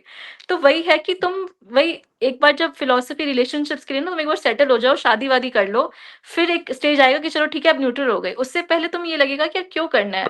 तुम्हें शादी भी क्यों करनी है? तुम्हें गर्लफ्रेंड क्यों चाहिए? तो नाटक कर रही है हर चीज़ को लेके, टैंट्रम्स थ्रो कर रही है। तो वही है कि पूरा उसमें नहीं घुस सकते हैं। कुछ चीज़ें देख लो कि क्यों गर्लफ्रेंड चाहिए? वही कि सही पार्टनर कैसे हो सकता है, बट इतना घुस जाओगे ना कि हर चीज़ में अब मुझे शादी भी नहीं करनी, मेरे को गर्लफ्रेंड भी नहीं बनानी, तो वो तुम्हारी करेक्ट एज नहीं है यार। तुम हर चीज़ को एक्सप्लोर करो अभी। और मैं इसमें रिलेशनशिप्स को ये नहीं बोल रही कि मल्टीपल पार्टनर्स वगैरह रखो। हर चीज़ की एक फीलिंग्स को एक्सप्लोर करो, भले ही कोई भी इमोशन हो, चाहे प्यार का हो, दुखी हो, सब हैप्पी हो, जॉय हो, हर चीज़ को इमोशंस को फ़ील करो एक बार। सही बात है। अर्पित भाई आप और कुछ जिन कह लोगों रहे को थे? भी हाँ, जिन लोगों को ज़्यादा डिप्रेशन होता है ना ये सोच-सोच के फ़िलॉसफ़ी में, उनको मैं थोड़ा-सा ये समझाना चाहता हूँ कि आप एक बार ना जो ब्रह्मांड है, उसकी यूनिवर्स की जो वास्टनेस है, उसको एक बार इमेजिन करो। सोचो हमारी जो गैलेक्सी है, उसके अंदर बिलियंस ऑफ स्टार्स हैं और ऐसी billions of trillions of galaxies हैं। कितना बड़ा है, कितना बड़ा है। तो ये सोचना कि मतलब एक ही जगह पर लाइफ होगी, मुझे ल लगता है कि ये बहुत ज़्यादा सेल्फिश हो जाएँगे हम अगर ऐसा सोचते हैं तो। मुझे लगता है कि हमारी जो गैलेक्सी है ना, उसके अंदर ही पता नहीं कितने हज़ारों मे बी लाखों ऐसे प्लैनेट्स होंगे जिन पर लाइफ होगी और मे बी ऐसे भी प्लैनेट्स होंगे जहाँ पर हमारी जैसी या मे बी हमसे भी ज़्यादा इंटेलिजेंट लाइफ होगी। तो और जब इस तरह से मैं सोचता हूँ ना, तो मुझे लगता है कि यार यूनिवर्स को हमारी कुछ नहीं पड़ी हुई है। ना? और आप अगर बहुत ज़्यादा सोच रहे हो कि मैं क्यों आया हूँ और क्या मेरा पर्पज़ है और ये तो कोई पर्पज़ नहीं दिख रहा मेरे को, ये ना बड़ी स्टूपिड सी सोच है। मुझे तो सिर्फ़ इतना समझ में आता है कि यार आप आ गए हो, एक बहुत अच्छी अपॉर्च्युनिटी है। एक खेल की तरह ही समझ लो, एक खेल ही है। हुँ, आप एक गेम के अंदर हो और आप आ गए हो, अब उसको खेलो ना, मज़े लेके खेलो उसको।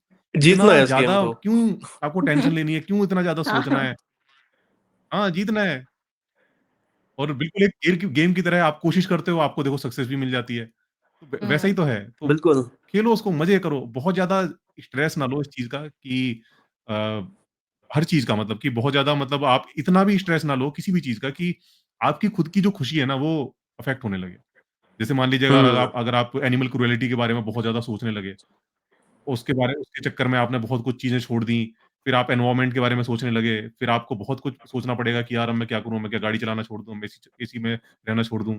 या मैं ट्रैवल करना छोड़ दूँ? तो ये चीज़ें आपको खुशी देती हैं। ये जो है ना एक तरह से एक जीवन के एक कहें कि एक वो है मतलब जैसे कि एक गेम में होता है ना, गेम में कुछ-कुछ वो मिलता रहता है आपको पावर्स मिलती रहती हाँ। हैं।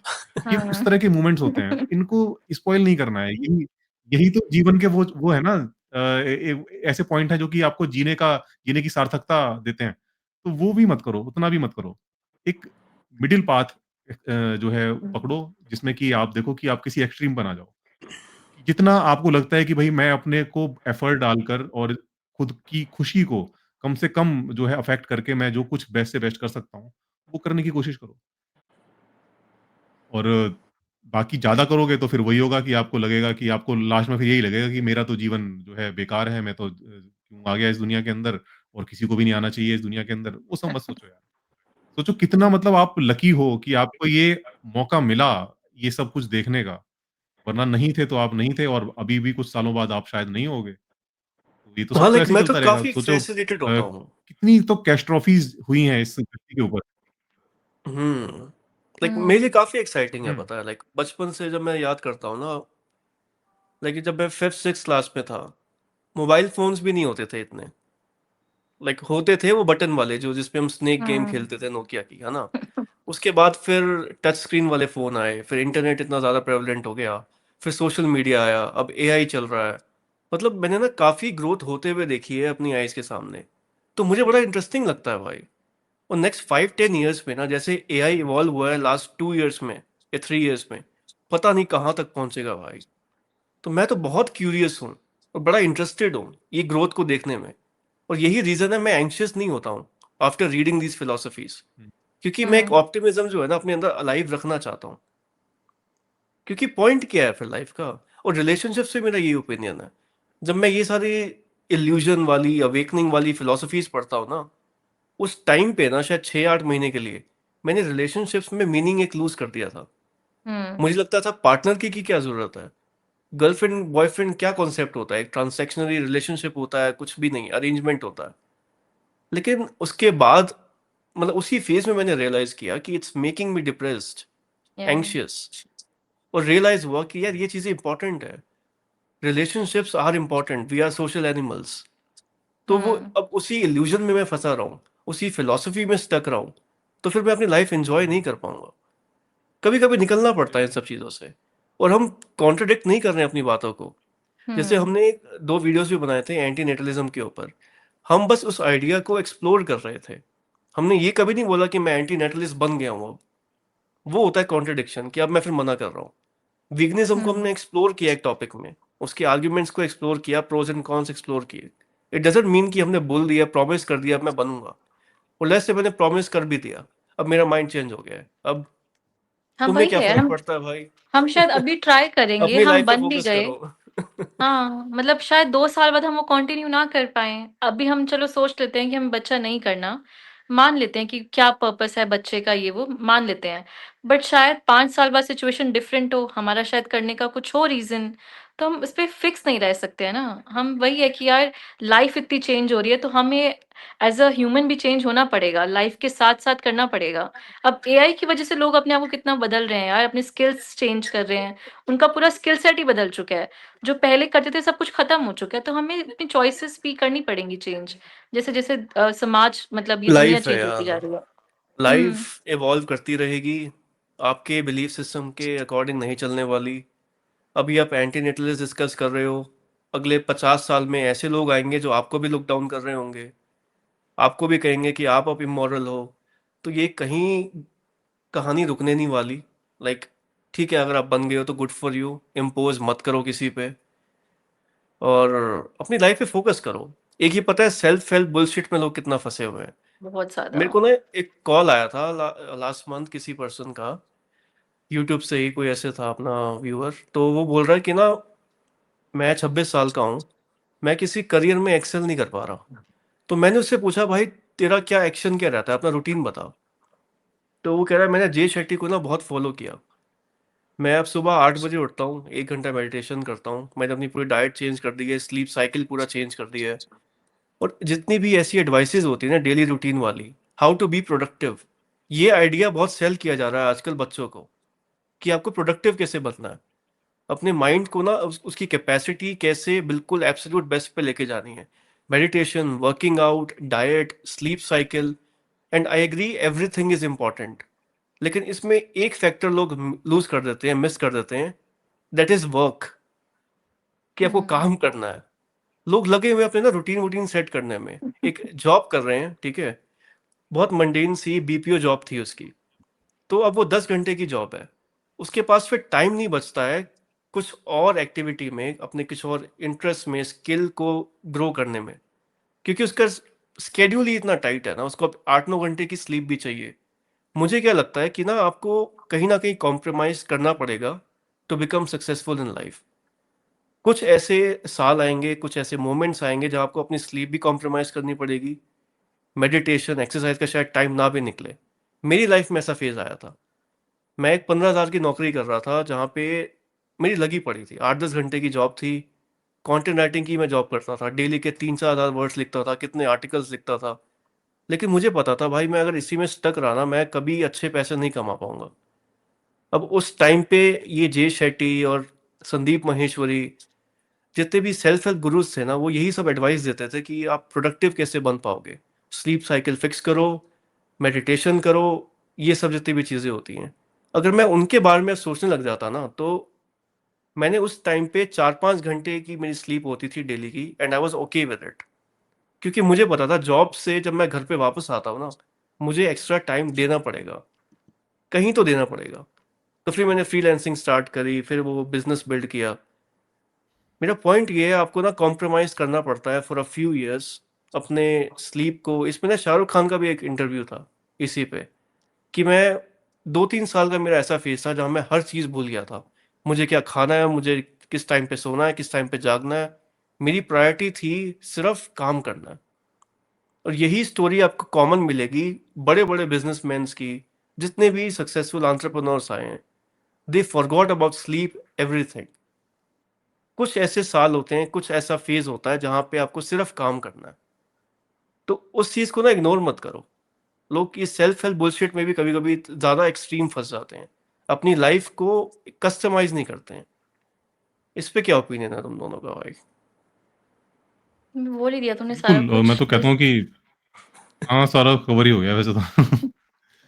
कुछ ज़्यादा बचा नहीं है। इसमें मैं ये कह सकता हूँ कि देखो जब फ़िलॉसफ़ी में ज़्यादा आप पड़ जाते हो ना, तो इस तरह की बातें आपको लगता है कि मैं क्यों करूँ इतनी मेहनत और ये तो जो वर्ल्डली अफ़ेयर्स हैं, उनके लिए मैं क्यों अपने आप को झोंक दूँ? मैं तो एक सादा जीवन, उच्च विचार टाइप का जीवन जी सकता हूँ। फ़िलॉसफ़र बन गए ना आप। लेकिन धीरे-धीरे जैसे आप बढ़ोगे ना आगे, आपको फिर दिक्कतें होंगी। क्योंकि कुछ एक बेयर मिनिमम का जो एक वो है ना, वो समय के साथ बदलता रहता है। आज से 50 साल पहले जो बेयर मिनिमम था, वो कुछ और था। वो आपके पास अगर एक साइकिल है ना? आपके घर में एक पंखा लगा हुआ है ना? एक रेडियो सेट है, तो आप मतलब एक ठीक है, आप ठीक-ठाक लाइफ़ जी रहे हो। वो बदलता रहता है। अब आज इतनी चीज़ों में आपका काम नहीं चलने वाला है। बेसिकली हुँ, फिलॉसफिकली देखा जाए तो आप जी सकते हो। फिलॉसफिकली तो आप भई झोपड़ा डाल के और भिक्षा माँग के भी जी सकते हो, उसमें भी कोई दिक्कत नहीं है। लेकिन आप खुश नहीं रहोगे। ये मैं बता रहा हूँ आपको। तो इस चक्कर में ना पड़ो। आपका जो टाइम है ना, जो और इसीलिए हम बार-बार कहते हैं ना यूथ को कि भई आप इतना ज़्यादा फिलॉसफी में मत उलझो। ये टाइम वाक़ई में बहुत मेहनत करने का है सिर्फ और काम मेहनत करो कर भाई, लोगे, लाइक अभी मेहनत कर लगे लोगे रहो। और कुछ अपने आप हाँ। कुछ आपको और बना लोगे ना, अपने आप को बना लोगे, तो जो फ़िलॉसफ़ी जो आप पढ़ भी रहे हो और उसके बारे में अगर किसी को बता भी रहे हो, तो वो भी आपकी बात ध्यान से सुनेगा। हुँ। अगर आप कुछ नहीं कर हाँ, रहे, घर में बैठे हुए हो, घर में 3 टाइम बैठ के खाना खा रहे हो, आप किसी कमेंट को कुछ वॉरियर भी हो बता दो, बस आप। आपकी बात कोई सीरियस नहीं लेगा। सही बता रहा हूँ। हाँ, सच सही बोल रहे हो। पावर की बहुत बड़ी वो होती है यार, जब पावर होती है ना तो हर चीज़ आपके जो मुँह से निकलती है बहुत ही वो लगती है, कि क्या ज्ञान वाली बात की है। और पता है जो हम बात करें ना भिक्षा की, झोंपड़ी डालने वाली, वो वाला टाइम अब रहा भी नहीं यार। ऐसे बंदों को जीने नहीं देता आजकल समाज। जो भिक्षा माँग के खा रहा है, जो झोंपड़ी डाल के रह रहा है, उसकी कोई रिस्पेक्ट नहीं है, ठीक है? नहीं, उनको कोई नहीं जीने प्लीज़, ऐसे ना वो नहीं मॉन्क्स वगैरह की डिसरिस्पेक्ट हो जाएगी। या मॉन्क्स की ना एक अलग चीज़ है, मॉन्क्स अलग है। अगर हम बुद्धा का देख मॉन्क्स की कम्युनिटी बन चुकी है, बहुत सपोर्ट है। तो जब बुद्धा की जर्नी लेगा ना, तो जैसे उन्होंने स्टार्ट किया था, वो बहुत डिफ़िकल्ट थी। तो लोगों को एक वो लगता है यार उनके मैसेजेस जो हैं वो बहुत पावरफुल हैं। लेकिन आप में खुद सब रियलाइज़ करो कि जो उनकी हिम्मत थी, जैसे उन्होंने काटा है और उन्हें बहुत कम जर्नी उनकी पता है। इतनी स्वीट जर्नी नहीं थी, इतनी सिंपल जर्नी भी नहीं थी, वो बहुत टफ थी। तो वो खुद भी नहीं कर पाएँगे लोग। ठीक है? जो शोज़ बने हुए हैं, जो लिखा हुआ है बुद्धा के बारे में, वो बहुत ही कम चीज़ें आपको बताई गई हैं। उनकी जर्नी बहुत ही यार मतलब कठोर रह सकती है। पता नहीं क्या-क्या उन्होंने प्रॉब्लम्स फेस की हैं, तो हमें नहीं पता और वो आजकल हम नहीं डील कर पाएँगे। आजकल कोई आपको हल्का-सा भी कोई टॉन्ट कर देता है, हम कुछ बोल देते हैं, कमेंट्स में कैसे लोग पीछे पड़ जाते हैं। बुद्धा ने पता नहीं कितना सहा है, हर एक चीज़ को। तो तुम्हें लगता है कि ये लोग कर पाएँगे वो चीज़? नहीं कर पाएँगे। तो स्टोइक वो थे ईज़ी गौतम जर्नी बुद्ध, नहीं है। स्टोइसिज़्म में बहुत हाई थे वो। वो इतनी ईज़ी जर्नी नहीं है यार, ये बहुत डिफ़िकल्ट है। तो वही वाली बात है यार कि फिलॉसफी बहुत मुश्किल है। में आप कुछ भी बोल दो, लेकिन प्रैक्टिकली उस चीज़ को करना ना बड़ा मुश्किल होता है। बहुत मुश्किल है, फिलॉसफी आसान नहीं है। बहुत मुश्किल मैं तभी और बोलता हूँ अपने समय के साथ इंडिया चीज़ें में ना, बदलती रहती हैं। हाँ, लाइक इंडिया में सबसे ज़्यादा ज़रूरत है अभी काम करने की। भूल जाओ फिलॉसफी को, पढ़ो, लिखो, कुछ स्किल सेट गेन करो, कुछ पहले बन जाओ, पैसा कमाने पे फ़ोकस करो। फिर ठीक है यार, ये आइडियाज़ वगैरह एक्सप्लोर कर लेना। अभी बस कमाने पे फ़ोकस करो, सब हो जाएगा आगे, सब पढ़ लेना। तो यही मैसेज देखो रहता मैं है तो अपना ना, लाइक मेरे को तो ना बड़ा सीधा-सीधा समझ में आता है गणित। सबसे पहले अपने बारे में सोचो। आपको हो सकता है ये लगे कि सोच के यार ये तो सेल्फिश होने को कह रहा है। नहीं, वो सही है। आप देखो ना, आप प्लेन में जाते हो ना, प्लेन में भी लिखा होता है पहले अपना मास्क पहनो, दूसरों का हेल्प करने से पहले। तो पहले खुद की हेल्प करो, पहले खुद एस्टेब्लिश हो जाओ ठीक से। खुद हो जाओगे, फिर दूसरा जो सर्कल आता है आपका आता है फिर फैमिली का। उसमें भी लोग कहेंगे कि यार फैमिली के बारे में क्यों, हम तो समाज सेवा करेंगे। नहीं कर पाओगे। आप एक बात बताओ, आपके पास जो कुछ है, गरीबी तो पूरे में फैली हुई है। आपके सब कुछ अपना बैंक बैलेंस खाली करके सब कुछ बेच-बाच के क्या उनकी हेल्प कर दोगे? नहीं करोगे आप। आप पहले अपनी फैमिली की हुँ, ही करोगे। फैमिली आपकी ठीक-ठाक होगी, उसके बाद आपके पास कुछ एक्स्ट्रा है तब आप कहोगे चलो इनकी भी हेल्प करते हैं।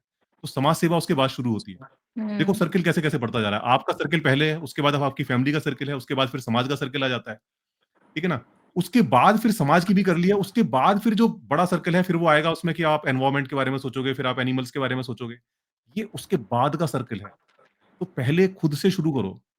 सीधे आप बाहर वाले सबसे बाहर जो आउटर वाला सर्किल है, उसकी बात मत करने लगो। पहले खुद को देखो, हुँ। मैं अभी किस स्थिति पर हूँ? क्या मैं इतना मजबूत हूँ? मैंने अपने आप को मजबूत बना लिया है? क्या मैं अब ठीक-ठाक हूँ? मेरे को मतलब मैंने अपना फ्यूचर ठीक-ठाक से सिक्योर कर लिया है? ठीक है ना? या मैं जो कुछ करना चाहता था ज़िंदगी के अंदर, मैं वो उसके आस-पास कहीं पहुँच गया हूँ? ना?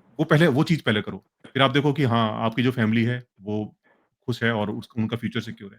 उसके बाद फिर सर्किल धीरे-धीरे ऐसे बड़ा होता है। या फिर साथ में भी कर सकते हो आप। थोड़ा-थोड़ा मतलब आप खुद को मजबूत करो, फिर उसके बाद परिवार मजबूत हो रहा है, साथ में आपने थोड़ा बहुत समाज के बारे में भी सोचना शुरू कर दिया। ये इस तरह से करोगे तो ठीक रहेगा। लेकिन अभी आप खुद ही पैरों पे नहीं खड़े हुए हो और आप बिल्कुल बाहर की बात सोच रहे हो, आप मतलब सोच रहे हो मानव जाति को आपने बिल्कुल साइड कर दिया है, खुद को भी साइड कर दिया, मानव जाति को साइड कर दिया, बिल्कुल बाहर एनिमल्स और ये सब, ये ऐसे ही है। मतलब ये इसमें किसी को लग सकता है कि यार ये तो सेल्फिशनेस है। सच्चाई तो मतलब ऐसे ही है, ये ऐसे ही होता ही ऐसे है। फिलोसफिकली इसमें मुझे नहीं पता कि कोई इसमें कुछ भी काउंटर आर्गुमेंट देता रहे, लेकिन प्रैक्टिकली तो ऐसे ही होता है।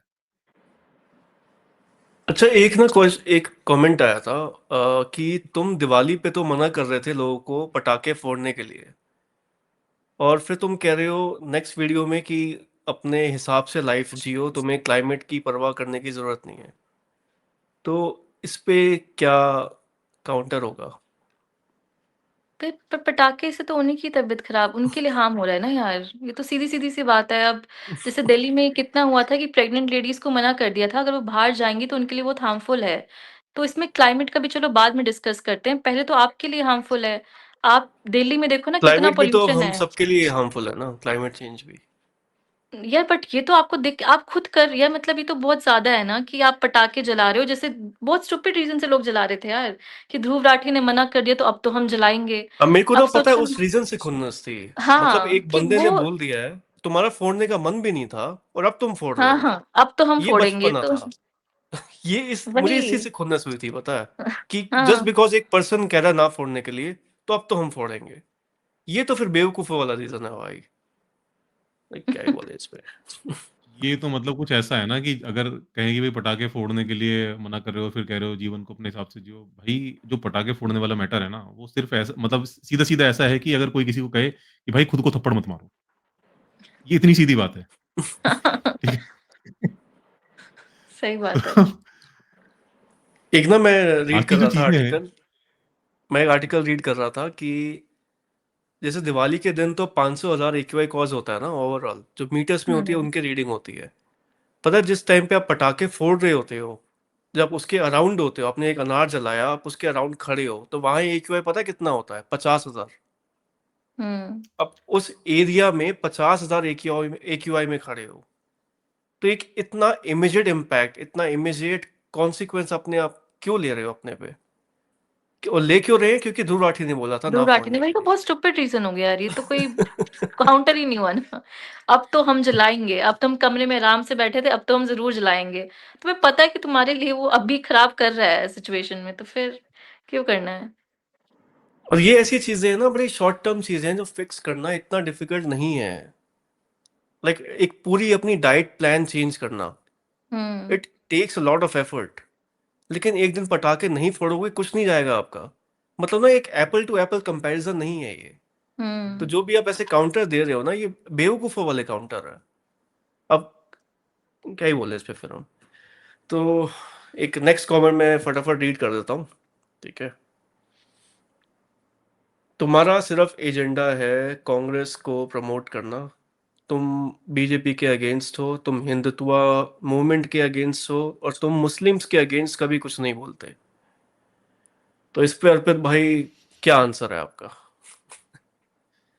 देखो कांग्रेस का तो मुझे लग रहा है पहली बार इस चैनल पे नाम लिया गया है। आज से पहले मुझे नहीं लगता कि मैंने तो नहीं लिया नाम। मैंने भी नहीं मैंने भी नहीं लिया। लिया। मैंने भी नहीं लिया। हमने तो एक दो ऐसी टॉपिक बनाए थे भाई कि पटाखों की वजह से, या फिर रेखा गुप्ता को हमने कुछ क्रिटिसाइज किया था, नितिन गडकरी जी को किया था। अब हमारा तो, मेरे तो यही आता है भाई कि वो रूलिंग पार्टी है, और रूलिंग पार्टी को क्रिटिसाइज करना बड़ा इंपॉर्टेंट है। उनसे एक्सपेक्ट कर सकते हैं हम कुछ चीज़ें, कांग्रेस से नहीं कर सकते, ऑब्वियस सी बात है। वो अब पावर आपने में ही जो नहीं है, तो उनसे क्या पावर हाँ, में एक्सपेक्ट ही नहीं है, करेंगे? तो उनसे क्या बोलेंगे? अब हमें पता है ना कुछ चेंजेस जो हमें चाहिए वो बीजेपी ही कर सकती है, ठीक है? तो उसमें हम कांग्रेस को लेके भी क्यों आए बीच में? तो इसका भी कोई सेंस बना नहीं बात का। वही है ना कि कोई कुछ स्टेट्स में तो कांग्रेस है, तो वहाँ के सीएम्स को आप क्यों नहीं क्रिटिसाइज़ करते हो? अब मुझे लगता है कि भई हम जिस स्टेट में रह रहे हैं, मैं तो जिस स्टेट में हूँ वहाँ तो बीजेपी ही है, यहाँ पे भी सेंटर बीजेपी में भी है, है। देहरादून में बीजेपी है। बाकी हाँ, हाँ, उधर भी। तो तो आप बाकी स्टेट में क्या हो रहा है यार वो उन स्टेट वालों को पता होगा, मेरे को क्या पता हाँ, होगा? मैं तो यहाँ रह रहा हूँ हाँ, ना। और सही में ये सेम आंसर मेरा इस पे भी है कि हम मुस्लिम्स को क्रिटिसाइज़ क्यों नहीं करते हैं? क्योंकि हम देखो हिंदू गाइस, हैं। मैं हूँ हिंदू, मैंने अपने हिंदू टेक्स्ट पढ़े, हिंदू कहानियाँ सुनी हैं, तो मेरा क्रिटिसिज्म उन पे ही जाएगा जहाँ पर मेरी नॉलेज लिमिटेड है। हुँ, अब हम मुस्लिम्स पे वीडियो बना दें, फिर कोई और लोग आएँगे कि अब क्रिश्चियंस पे क्यों नहीं बना रहे हो? हुँ, फिर आ जाएँगे अब ज्यूज़ पे भी बनाओ। मतलब मैं क्या फिर सब धर्म को की अब किताबें पढ़-पढ़ के उनको क्रिटिसाइज़ करना स्टार्ट करूँ? मैं चाहता हूँ अपने रिलीजन में कुछ जो चीज़ें हैं, मुझे उसको लगता है फिक्स फिक्स हो होने की जाए। ज़रूरत है, या वो फिक्स हो। मुझे नॉलेज भी उन्हीं की है ना। हुँ, मैं इस्लाम के बारे में कैसे बोल दूँ जब मैंने आज तक कुरान पढ़ी भी नहीं? मुझे कुछ नहीं हुँ, पता कुरान में क्या लिखा है। तो हाउ कैन आई क्रिटिसाइज़? ये मतलब कुछ ऐसा है ना कि जैसे मान लो मैं किसी मोहल्ले में रह रहा हूँ और मैं देखता हूँ मोहल्ले में बहुत गंदगी है, नालियों में कचरा भरा हुआ है, बाहर भी कचरा फैला हुआ है। मैं कहता हूँ ये सबको लोगों को इकट्ठा करता हूँ, मैंने कहा यार इस कचरे को साफ करो भाई। और उसमें से कोई कहने लगे अच्छा तुम हमें कचरा साफ करने का ज्ञान दे रहे हो, उस वाले मोहल्ले में जाके तुम कचरे साफ करने का ज्ञान क्यों नहीं देते? और भाई हाँ, मैं रहता हाँ। हूँ यहाँ पर। सही बात है। तो मेरे आस-पास जो लोग हैं, मेरी फैमिली, मेरे दोस्त ज़्यादातर, वो हिंदू हैं और हिंदू हिंदुइज़्म का ही मेरे को नॉलेज है क्योंकि मैं उसी हुँ, माहौल में पला-बड़ा हूँ। मेरे को उस टेक्स्ट की ज़्यादा पता है, मैंने इस्लाम के बारे में उतना ज़्यादा नहीं पढ़ा, तो मैं क्या काउंटर आर्गुमेंट दूँ? और फिर जैसे इसको एक ऐसे ही मान लो ना मोहल्ले की तरह, जैसे एक हिंदू हिंदू हैं, उनका एक मोहल्ला है ना? एक जो धर्म है, उसी तरह मुस्लिम का हुँ। है। तो ऐसा थोड़ी है कि समाज सुधारक जो हैं केवल हमारे ही धर्म के अंदर, वही वहाँ पर भी हैं, वहाँ भी एक्स मुस्लिम वहाँ हैं, पे वहाँ भी भी हैं। वहाँ पे भी हैं। वो भी जो है एक्स होंगे, अपने वहाँ धर्म पे में भी सुधार की डिबेट्स बात होती करते एक हैं। होंगी। एक हाँ। चैनल है और एक्स मुस्लिम साहिल करके, वो बहुत अच्छा काम कर रहा है। वो हाँ, हाँ, क्रिटिक हाँ। करता है मुस्लिम्स को, मुस्लिम्स ट्रेडिशंस बहुत हुँ, को। सारे हैं। तो वो अपना काम कर रहा है भाई, हम हम अपना कर अपना रहे कर हैं। रहे हैं। लोगों को ना शौक होता है बस ये कमेंट और बनता आप है, वहाँ जाके वॉरियर उनको बनने क्यों का। नहीं बोलते कि भाई तुम हिंदुइज़्म को क्यों नहीं एक्सपोज़ करते? ये कोई सेंस नहीं हुआ। वही जो उसके कुछ मुस्लिम फॉलोवर्स होंगे, वो उसको वही क्रिटिक कर रहे होंगे कि तू भाई हिंदू पे क्यों नहीं बोलता? बोलते होंगे, हाँ। ज़रूर बोलते होंगे। तो हाँ, लोगों को ना बस ये है कि कहीं जाकर ना उनको अपनी रेज जो है ना अपने अंदर आग जो है, वो बस ट्रांसफ़र करनी है। कहीं न कहीं निकालनी है जाके। पता नहीं हुँ, इतना गुस्सा क्यों है लोगों के अंदर?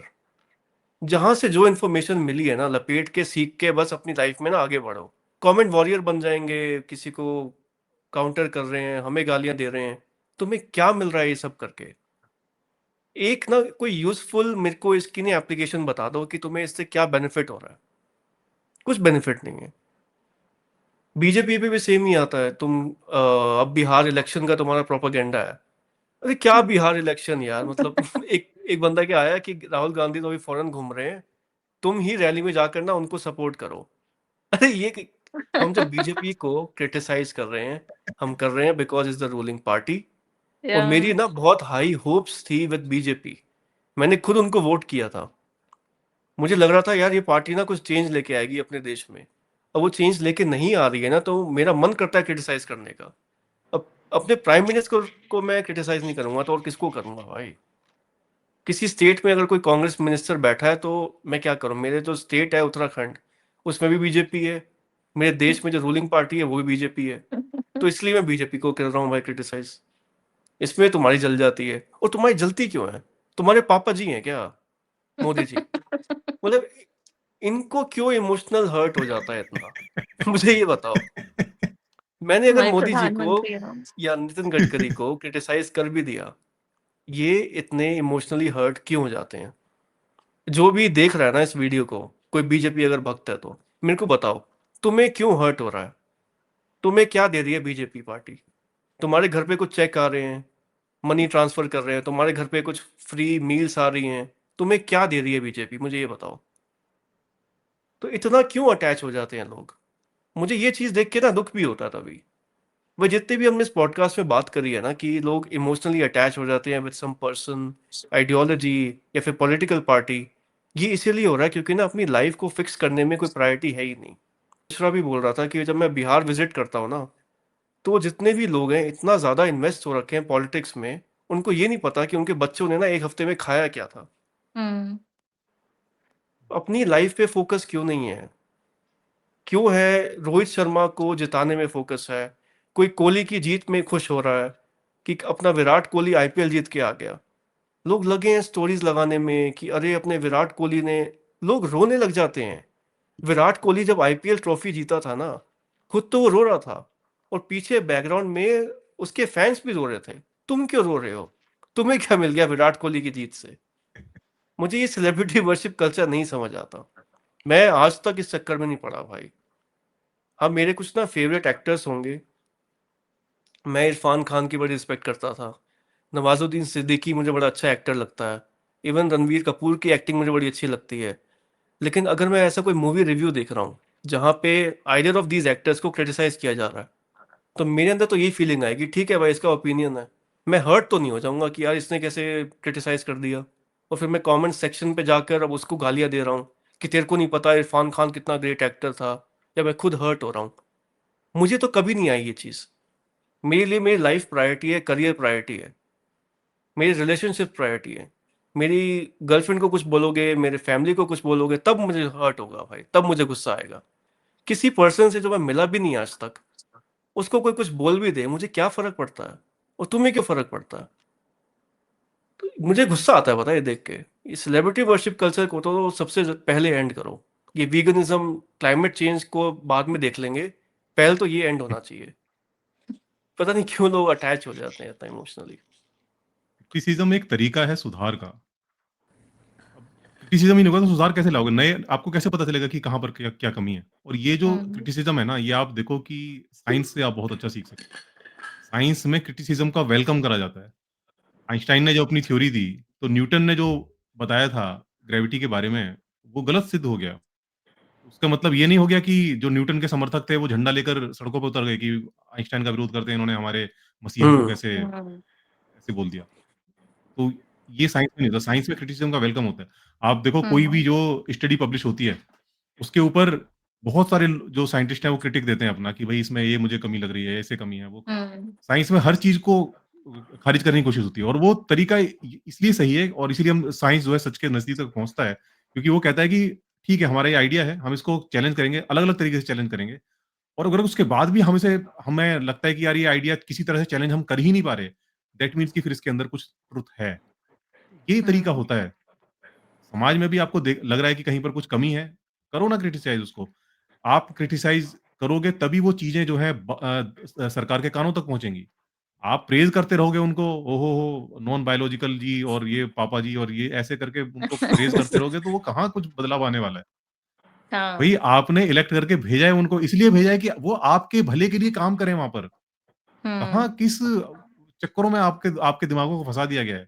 आपको लग रहा है कि वो किसी क्या कहते हैं आपके एक मसीहा टाइप का आ गए हैं, मतलब हम हाँ। मतलब वोट भी देके आते हैं तो क्या सोच कर देके आते हैं कि मतलब कोई मसीहा हमने चुन लिया है। अब वो फिर जो कुछ हम्म। भी हुँ। करेगा वो सारे मास्टर स्ट्रोक हो गए उसके। कोई मतलब हाँ। कुछ वो गलत कर ही नहीं सकता। ये जो अंधभक्ति है ना, ये वाक़ई में जो भारत की जो दुर्दशा का जो ना सबसे बड़ा कारण अगर कोई है ना, तो ये वाली जो अंधभक्ति हुँ। है। हम्म। तो इसमें बनो एक्टिविस्ट, अगर बनना है तो। बड़ा जरूरी है पता है लोगों को इस चंगुल से निकालना। राइट नीति, तेरा कुछ फाइनल टेक इस पे? नहीं है, बस यही है, घूम फिर के वही हमने जहाँ से स्टार्ट किया था कि ब्लाइंडली किसी को फ़ॉलो मत करो, स्टार्ट फिर देखो, आचार्य जी से किया था, और आचार्य जी पे ही उन्हीं एंड पे करते हैं। ख़त्म करते हैं।